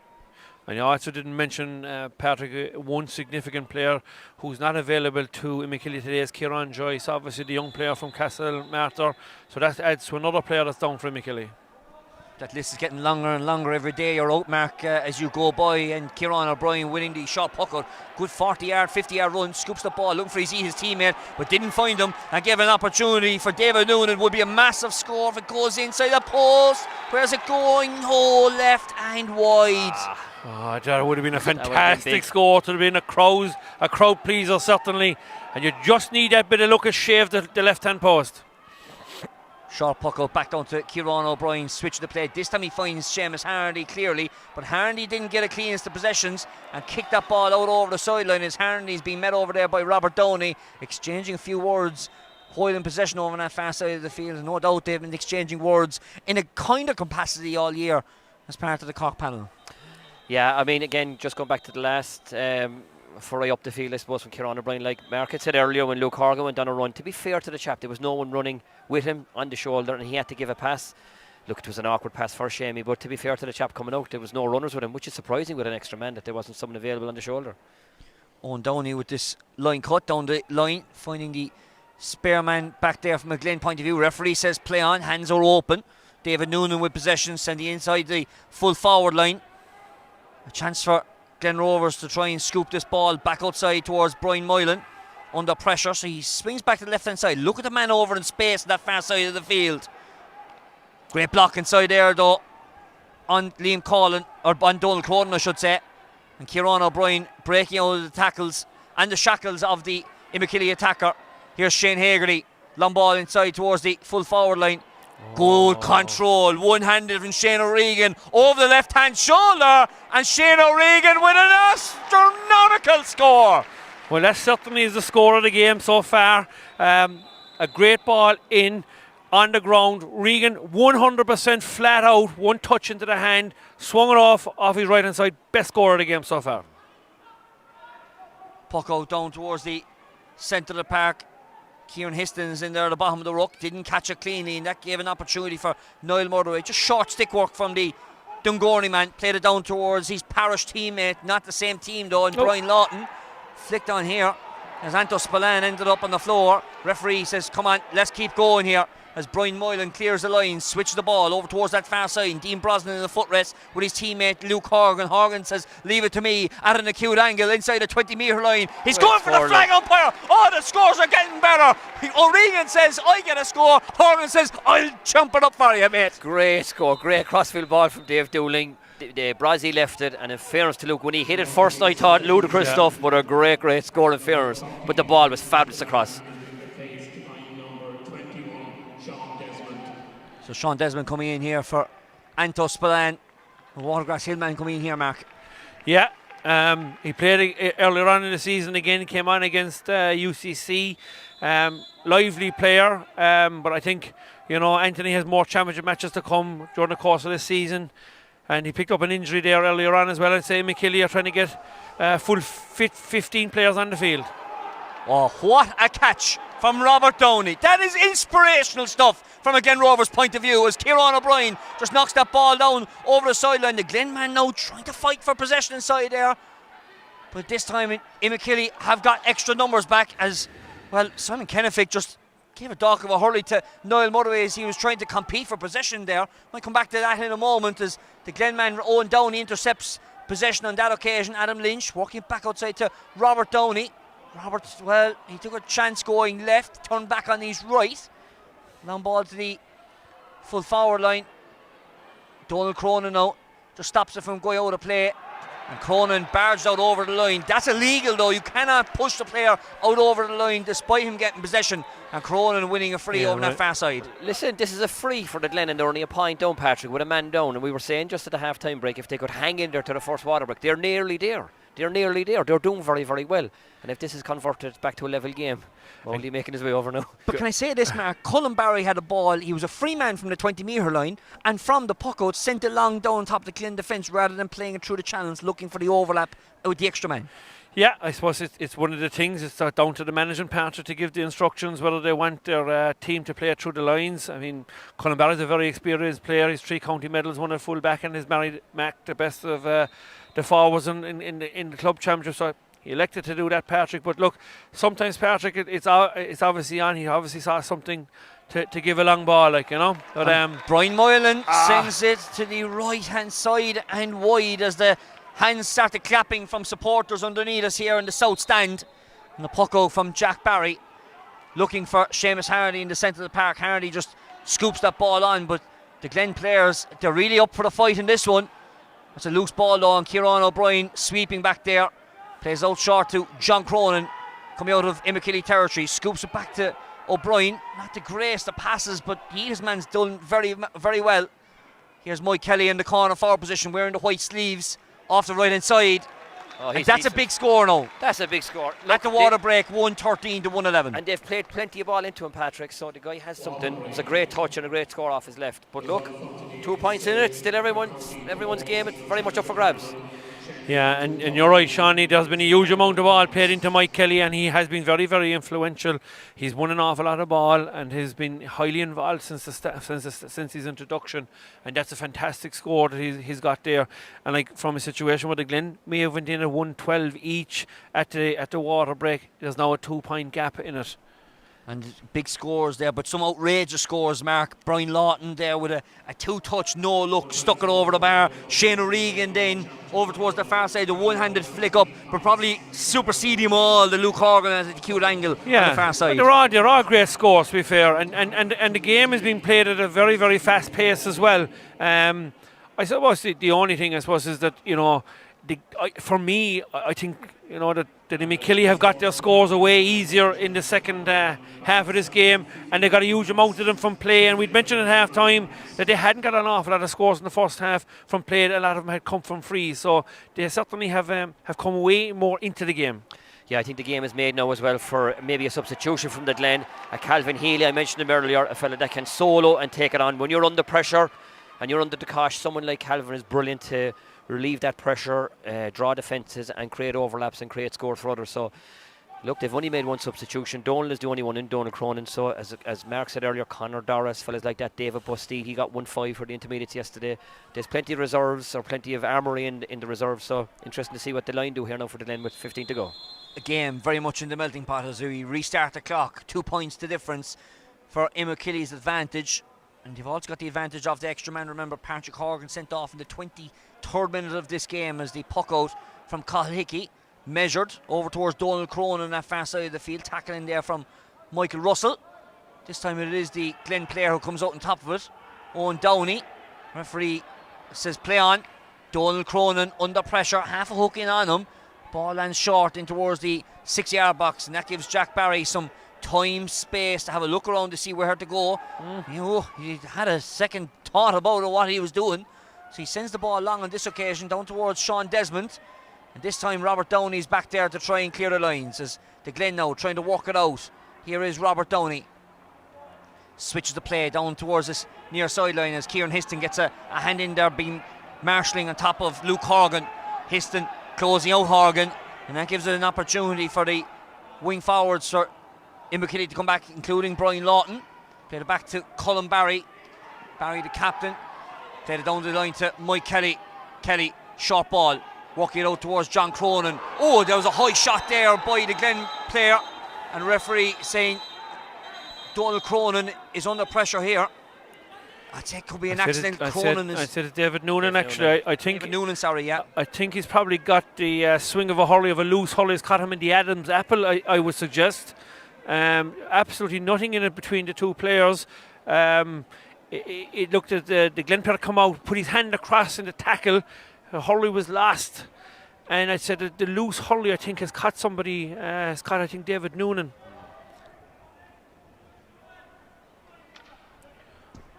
Yeah. Or maybe it was his hand that caught him.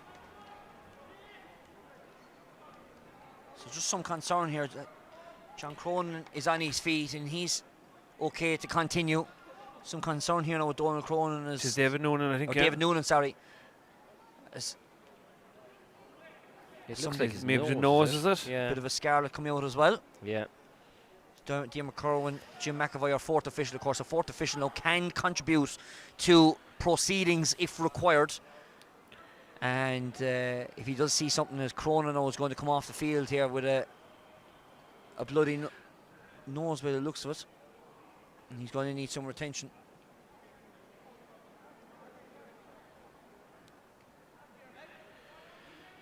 There was 2 or 3 incidents, I think, in the same play of the game, and I don't know what's going to be the outcome of it, to be honest with it. John Cronin was going through. He was being tackled, I think, by David Noonan, who came out and gave him an arm or put out his arm, but there was nothing in it, like he hit him across the body and stuff like that. Simon Stokes coming off the field here now. To speak to David Noonan, I would say. But yeah. I mean, this is just... So he's not giving the medical advice. He's got the notebook out in his hand. He's brandishing a yellow card to David Noonan.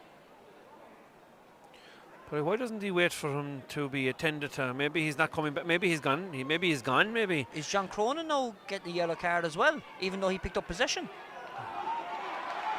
I don't know what's happening here. Is he getting?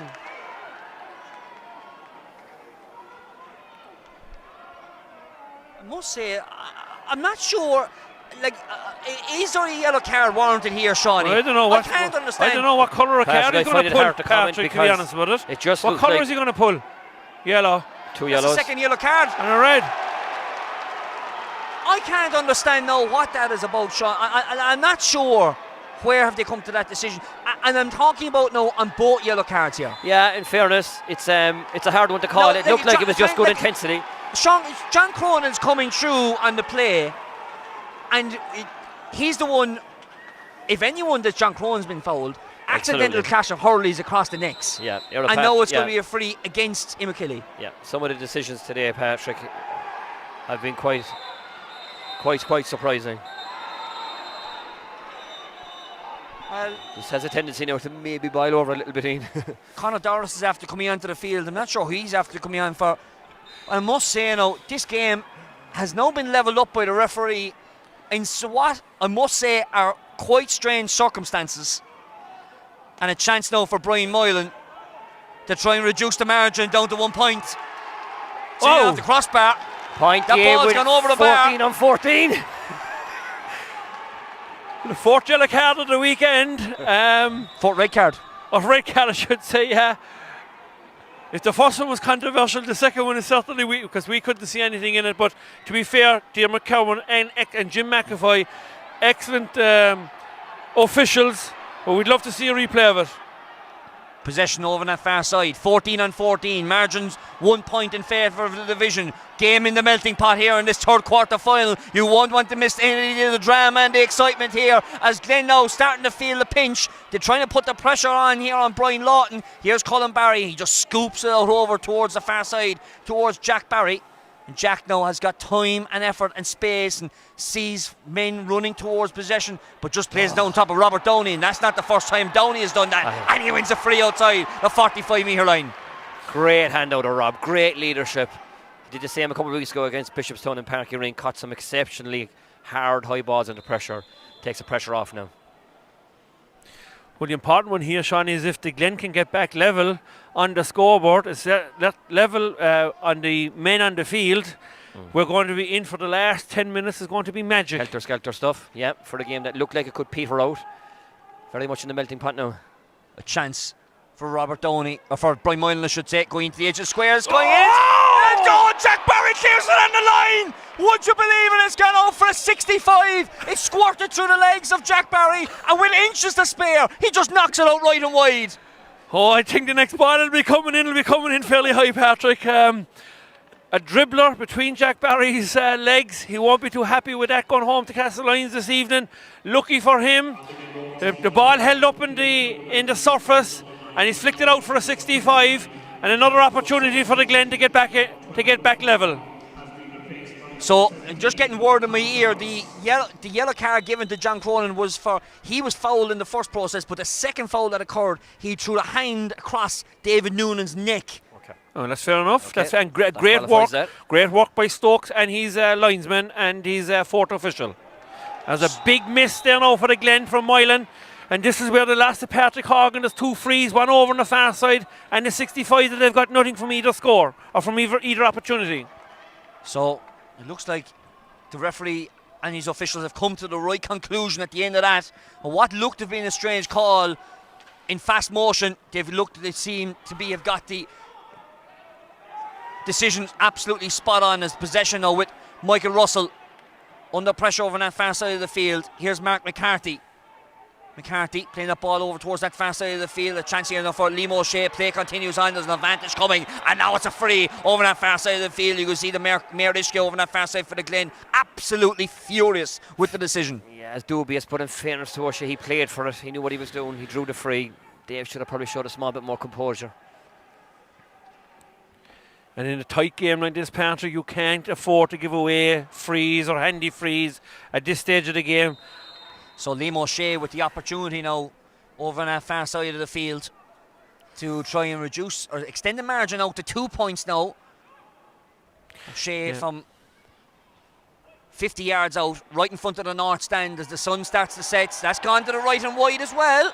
Yeah, well, that levels it up now, Patrick. It's all aboard. We've got 6 minutes left on the clock. Whatever bit of injury time is left, this one's going to go to the wire. So Matt McCarthy's going to be withdrawn here. Alan Fenton is coming in with just a little under 6 minutes remaining. A couple of positional changes as Brian Lawton's gone back, wing back there. Alan Fenton going in, kind of sweeping half forward to midfield. Game very much in the melting pot in this third quarter final of the Co-op Superstores Cork Premier Senior Hurling Championship. That's a poor pass from Michael Russell, and that allows an opportunity for Dean Brosnan. No foul, says the referee. Squirts the ball outside towards Conor Doris. Doris is a crucial man. He's the biggest scorer outside of Patrick Horgan to score from play for Glen Rovers, and he's just showing why. Yeah, well, I tell you, this fella we mentioned about half time could be the deciding factor. He has plenty pace and he's a very good striker of the ball, and it's made for him today to come into this game. Puck out down in front of us, but Glen Rovers now showing good grit here. Dean Brosnan now in possession, shortens the grip of the Hurley, sends it long towards the 1-on-1 full forward line. Cullen Barry marshalling over that far sideline with Simon Kennefick. He's going for the big score. It's going all the way. It's outrageous! What a score from Simon Kennefick! Brilliant score, great leadership. That's what we're talking about now, fellas. That will step up in Patrick's absence and really grab the game by the scruff of the neck. And that was no easy chance. Brilliant score off over the shoulder. Straight down the middle with the puck out. Downey against Hardy. And Downey, after winning in the air, he pulled Hardy straight to the floor. And that's given a chance for Hardy and Imokilly to level up this game after the Glen going into the lead for the first time since earlier in the second half, since the 34th minute. Yeah, and it's a pity, Patrick, because, the Glen have fought to get back into the game, had taken the lead, and then to give away an easy free when the ball had actually, he's rolling at it, this is wide. It's a late call. It's a late call. There's going to be a consultation, I think, about this, Patrick. Well, I tell you, the umpire was wondering. Colin Hickey absolutely led her into the umpire. Now he's looking for a consultation. He's the only man in the field to call this. Wide. It's a wide because Simon Stokes didn't know himself. He wasn't in line with it. He's the only man in the field to call it. Well, if you mentioned about atmosphere, there's some atmosphere here in Páirc Uí Chaoimh right now because both stands are on their feet. What do you call it? Controversy? I don't know, but it's just this game has everything at this moment in time. The Glen need to take advantage now. The tide is in their favour. Brian Moylan winning the shot, puck out towards the centre of the park, looking for Kieran Histon. Histon just plays the ball back outside to Michael Russell. Russell was already loose with 2 or 3 passes in this game already. Plays outside to Jack Barry. Measure ball over the top now. The Glen by 1 in this quarter final. Brian Lawton scoops inside, short stick work to Shane Hagerty, down the line to Sean Desmond. Desmond looking to level the game once again, and we heading on and we know it's going right and wide once again. Yeah, and there was a very, very good play from Imokilly. Great stick work from the defence up along the line, playing it through the lines. There's a Glen player down on the south stand side now, and Simon Stokes is roaring at him to get up. We can see him in the picture there on the far side. Referee says play on, let's keep on going because this is going to turn into a helter-skelter. Brosnan against O'Brien, ball squirted through. Russell trying to get in on the action. He's got the possession. Russell under pressure goes down the line, not to graze the balls, and that's allowed an opportunity. That's scooped out by the Imokilly man. That's going to be a Glen line ball. I think Diarmuid Corwin actually he's not 100%, I think, but Simon Stokes is confirming the decision. It is a Glen Rovers line ball. Yeah, this is now, with 2 minutes to go, a line ball. Nothing silly. Keep it simple. Go short if you can. Even go into the corner flag with it. But they just need to see it out. But don't hit it wide 100%. and give the goalkeeper a free opportunity. There's a substitution happening here. I'm just not sure where it's happening. And Liam O'Shea is going to be withdrawn by Joe Stack. But there's also a substitution from a Glen Rovers point of view. It looks like Calvin Healy has gone inside the back lines. This line ball has been taken, squirting inside the 13-metre line. Imokilly looking to try and level up this game. They're inside on the fence. They need to try and win possession. There's 3 Glen Rovers men applying pressure inside there. Histon meeting the tackle inside there and being cleared out here on this occasion by Alan Fenton, all the way deep by his byline, as the Glen Rovers man looking to try and play possession was Brian Moylan. Moylan under pressure. Shane Hagerty now applying the pressure. Hagerty still inside there on the tackle. Good block by Hagerty. Great pressure. We're inside the final minute of regulation time. Great pressure, yeah. Great pressure by both, in fairness. Great pressure by Hagerty in particular. Put Brian Moylan on the back foot. But the Glen have got a break there, and so far the ball squirted out for a line ball, and they still have possession. Adam Lynch is the man being withdrawn for Calvin Healy late in this game. I can tell you, at half-time in the Premiership, Liverpool leading Manchester United 4-0 as this puck out sent in towards the centre of the park. A chance now for Brian Lawton, bring it up towards the 65, half hooked inside. A good pressure by Simon Kennefic. It's going to end up inside the 13-metre line. Sean Desmond under pressure. Desmond throws himself, well, it looks like to me he's thrown himself to the floor. I'm not sure, but one way or the other, it's going to be a 20-metre free and a chance for Imokilly to level up this game. Game certainly has everything at this stage. Controversial decisions, tough tackling, and real helter-skelter stuff with probably what's left in it. Minute to go, and but I think there was an arm on his shoulder, like, you know what I mean? Just about, like, you know. Yeah, they're very hard to call. So the difficult one to call. Shane O'Regan stepping up to this one. Spirals at him between the uprights, and now our attention drawn below us once again. There's a Glen Rovers substitution as we've leveled up this game. Evan Murphy now coming in to the game, and we've got to wait for the injury time to happen as well. Evan Murphy coming on for Liam Collin. Evan's a shooter now, it'll suit him. We're waiting for the additional time to be brandished. Good run, the puck out, straight out on top of Dave Noonan. Noonan walking down, long ball inside, going to the right hand side and wide.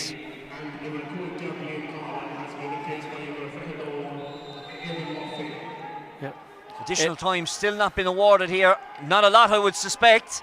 Might be only 2 or 3 minutes as the ball hasn't been pucked out. Here's Jack Barry now with possession. 4 minutes of additional time to go, so 1 minute gone. Seamus Harney climbing high, but it's Imokilly. Well, the Glen came out with it, but Imokilly are going to come away with it. Here's Seamus Harney, scoops the ball into a bare position. Shane O'Regan turns back on the right hand side. That's a great block in there by Owen Downey. And now Shane O'Regan is in trouble here, one would suspect. I think we're going to see the 5th red card potentially of the weekend. The hurley came up high. It seems to have caught David Doolan on the face guard. Stokes has, to be fair, is going straight to him.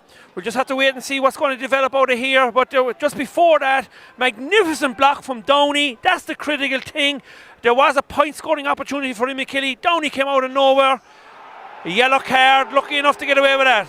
Lucky enough. Great, you're right though, Mark. What a block from Rob Downey. He's been absolutely brilliant this second half. Really marshalled that half-back line superbly, and they've got very little change.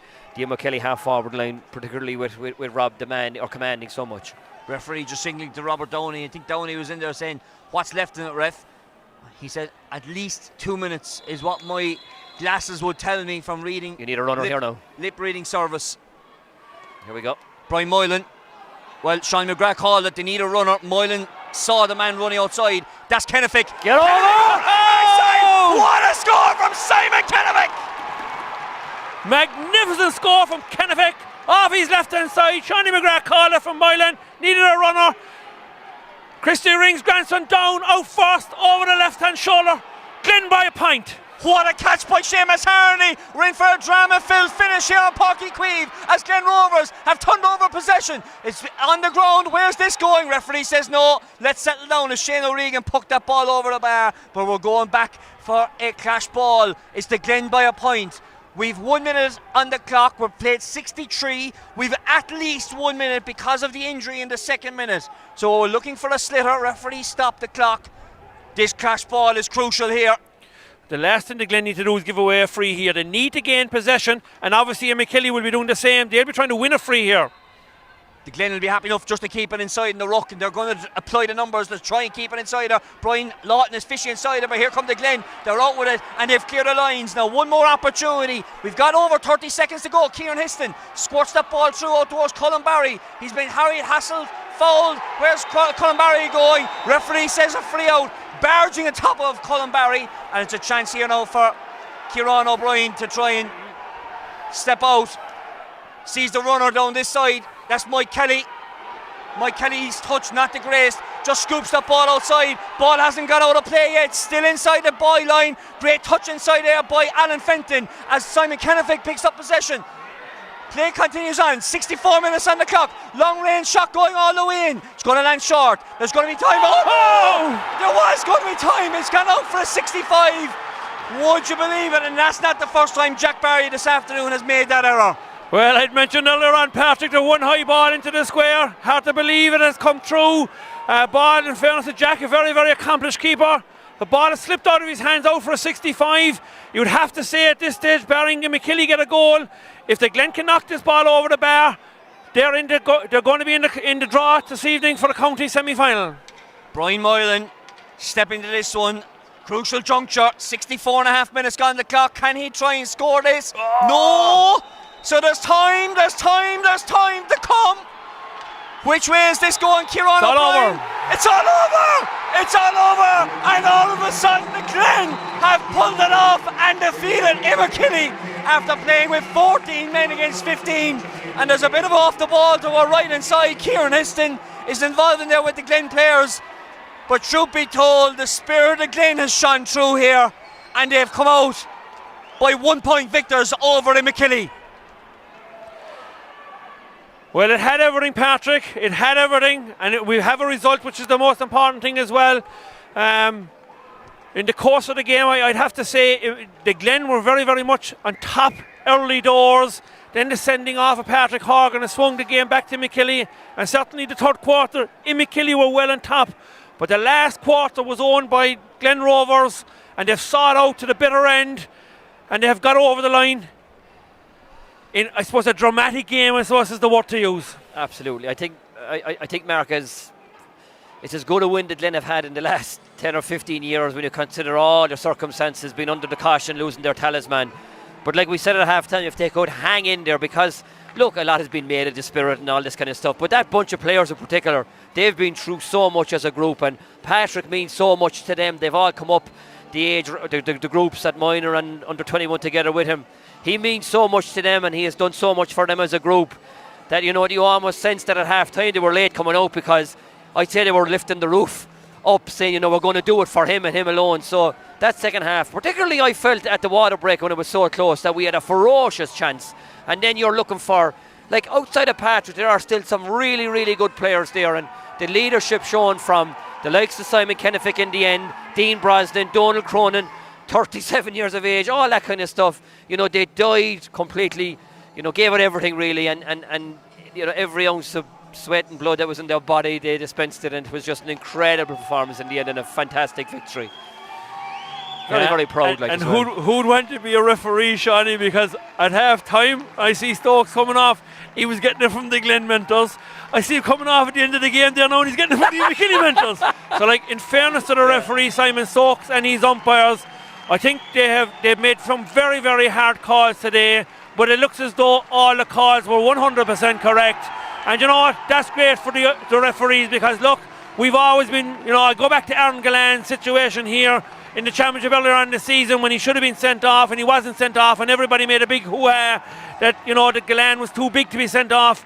Look, you'd have to give credit to Simon Stokes and his mentors today. Whatever they saw, they can stand over that. And I would say to them, and we've also seen the second yellow card that was brandished to John Cronin, and it looks like it was a correct call as well by the referee and his linesman. So it's a big result. Glen Rovers defeating Imokilly 115 to 114. So in the pot, obviously we know at this stage Midland and Sarsfields cannot face So Blackrock and the Glen, the two city teams, have joined this afternoon. You're welcome back to the commentary position here in Páirc Uí Chaoimh, and what an entertaining day's hurling we've had. 316 to 112 win for Blackrock over Douglas earlier this afternoon. But this extraordinary game of hurling never seems to lie down, and in fairness, 30 minutes they played with 14 men against 15, and the Glen, we said it from the top, they needed to show the spirit again. You mentioned about the in-their-face aggression. They showed it from the get-go, and they've got out over the line. Yeah, and at half-time when we were kind of surmising, I felt that as a group the Glen were playing much, much better. There was nothing in it, and Imokilly were very much in the game, but it was a kind of an individual type kind of thing from Imokilly that kept them in it. The Glen, though, collectively, the half-back line was battling hard, led brilliantly by Robbie Downey, and in the full-back line, I thought Stephen MacDonald, without doing anything spectacular, just kept the whole thing knitted together. Midfield worked extremely hard, but in attack, fellas like Liam Collin, he doesn't get a whole pile of praise up in our place, because, you know, the limelight goes to the likes of Patrick and Simon, but he worked tigerishly, he hung in there, he created scores for others, and then when scores were needed, the ball down the line from Mowley in the end from Brian Moylan, Simon made the run. The run itself showed a pair of kahunas, if you want, you know, because sometimes you can shirk that responsibility, but he got out in front of his man, he won it and took an absolutely brilliant score off his left, and just before it, we'd been commenting on the one over his shoulder off his right, so right and left, 'twas the likes of leadership from him, and you know, you just get a sense as well when you're up in places and you hear vibe and talk, and around our place during the week there was a brilliant vibe, like the training had gone well and people like Simon had been training great. So I think even in a weird way, Patrick sending off just galvanised the whole thing. I can just, as I said earlier there, in the dressing room there was almost, we will not leave this place without a victory, we'll hang in. And I just always felt that if they could get to the water break with 15 minutes to go, that old traditional die-hard spirit would come to the fore, and it very much did. And in fairness, it happened as well with the free taking, and in fairness to Mowley, it was hard to take him over, but they missed some. No, they coughed up some bad. I suppose in fairness, Imokilly, Liam O'Shea lost a bit of accuracy as well, but all in all, it was a determined performance from the Glen, full of grit and, as I said, determination. Yeah, I think Imokilly are going to be very disappointed coming out of this game, playing with nearly 30 minutes with a man advantage and not really putting the extra man to the sword against the Glen. Yeah, but Patrick, you know, like there was nothing between both teams for the whole game. It ebbed and flowed. We mentioned at the first water break that the Glen had scored 1-4 out of 1-5 from play. The 5 points that Imokilly had got were 2 frees and a 65. So for me, the Glen had made the early running. Then we had the sending off, and then I suppose Imokilly came into the game and led at half time 1-8 to 1-7. There was nothing in it, I suppose. But like, you'd have the Glen yes, sorry. And then in the second half, Imokilly hit the front. And to me, they used the ball pretty well. They got a lot of scores from play in the third quarter. But when the second sending off happened, and we've seen it as well, John Cronin, after losing his hurl, he continued into the tackle and laid, I suppose his arm went out and caught David Noonan across the Adam's apple, and very well spotted by Jim McAvoy and Diarmaid Kerwin on the sideline. A legitimate yellow card. He can have no arguments, and Imokilly can have no arguments with it as well. That levelled it up, and then it was a battle of wills to the very end. And on this occasion, the Glen eked out the victory. And just not to repeat what Shawnee said, but the 2 points that Kenneth got were just unbelievable. Sure. Luke Horgan as well got a point, never broke his stride off his left, and Doris again, obviously, coming off of the bench to get a point from play. Let's be honest, they got 4 points from play coming down the stretch there.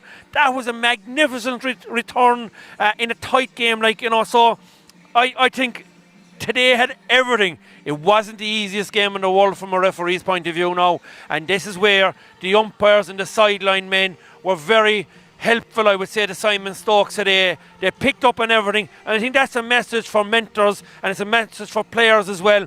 If you are, you know, doing anything off the ball and stuff like that, you're going to get picked up. And we've always, I suppose, look, the referees have shipped a lot of flack down through the years in terms of their wingmen, I suppose, for want of another word, haven't been as involved. They were very involved today, and we'd have to say it looks as though they got all the hard calls, I think, 100% correct right today. Yeah, and obviously we can't. The only one we can't really call on was the Patrick Horgan red card, and that now is going to be a concern going forward.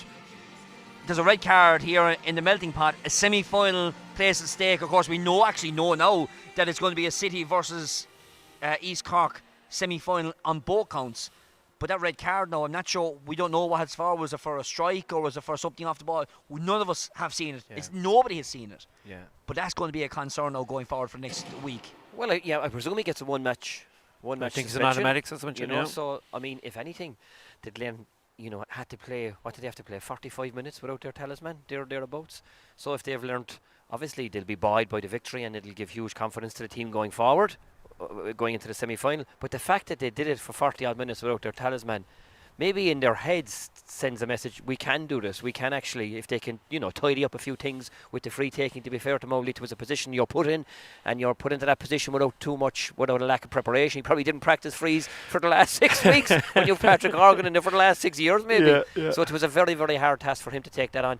If they get things like the free taking right and one or two little other things right, who's to say that they can't go in and win a semi-final game? But just for tonight, it's just an amazing, amazing victory. I can't wait to go up to the club to see what the atmosphere is like, because, those kind of games, they're special victories. Like you win a county, or, fellas get this and do that and they get great scores. But to win under the circumstances that we were under, it was just an incredible, it was just pure grit in the end.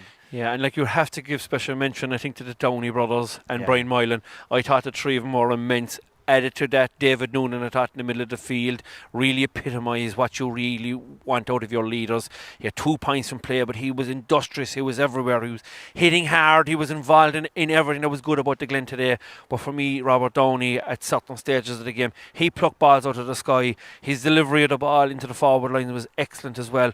And that's it's great, because look, he's a young player. He slotted in a full back, I suppose, when we lost a couple of players this year, and he I suppose the whole Cork team came under a lot of spotlight after the All-Ireland final, and this is great for those lads to come back now and play with their club and get an opportunity to win a county medal. I think after being in an All-Ireland final this year, I thought Downey was outstanding today for the Glen. I'm going to ask you, because you're the neutral man here on the panel, call us the county final winner from here now at this juncture without knowing the draw.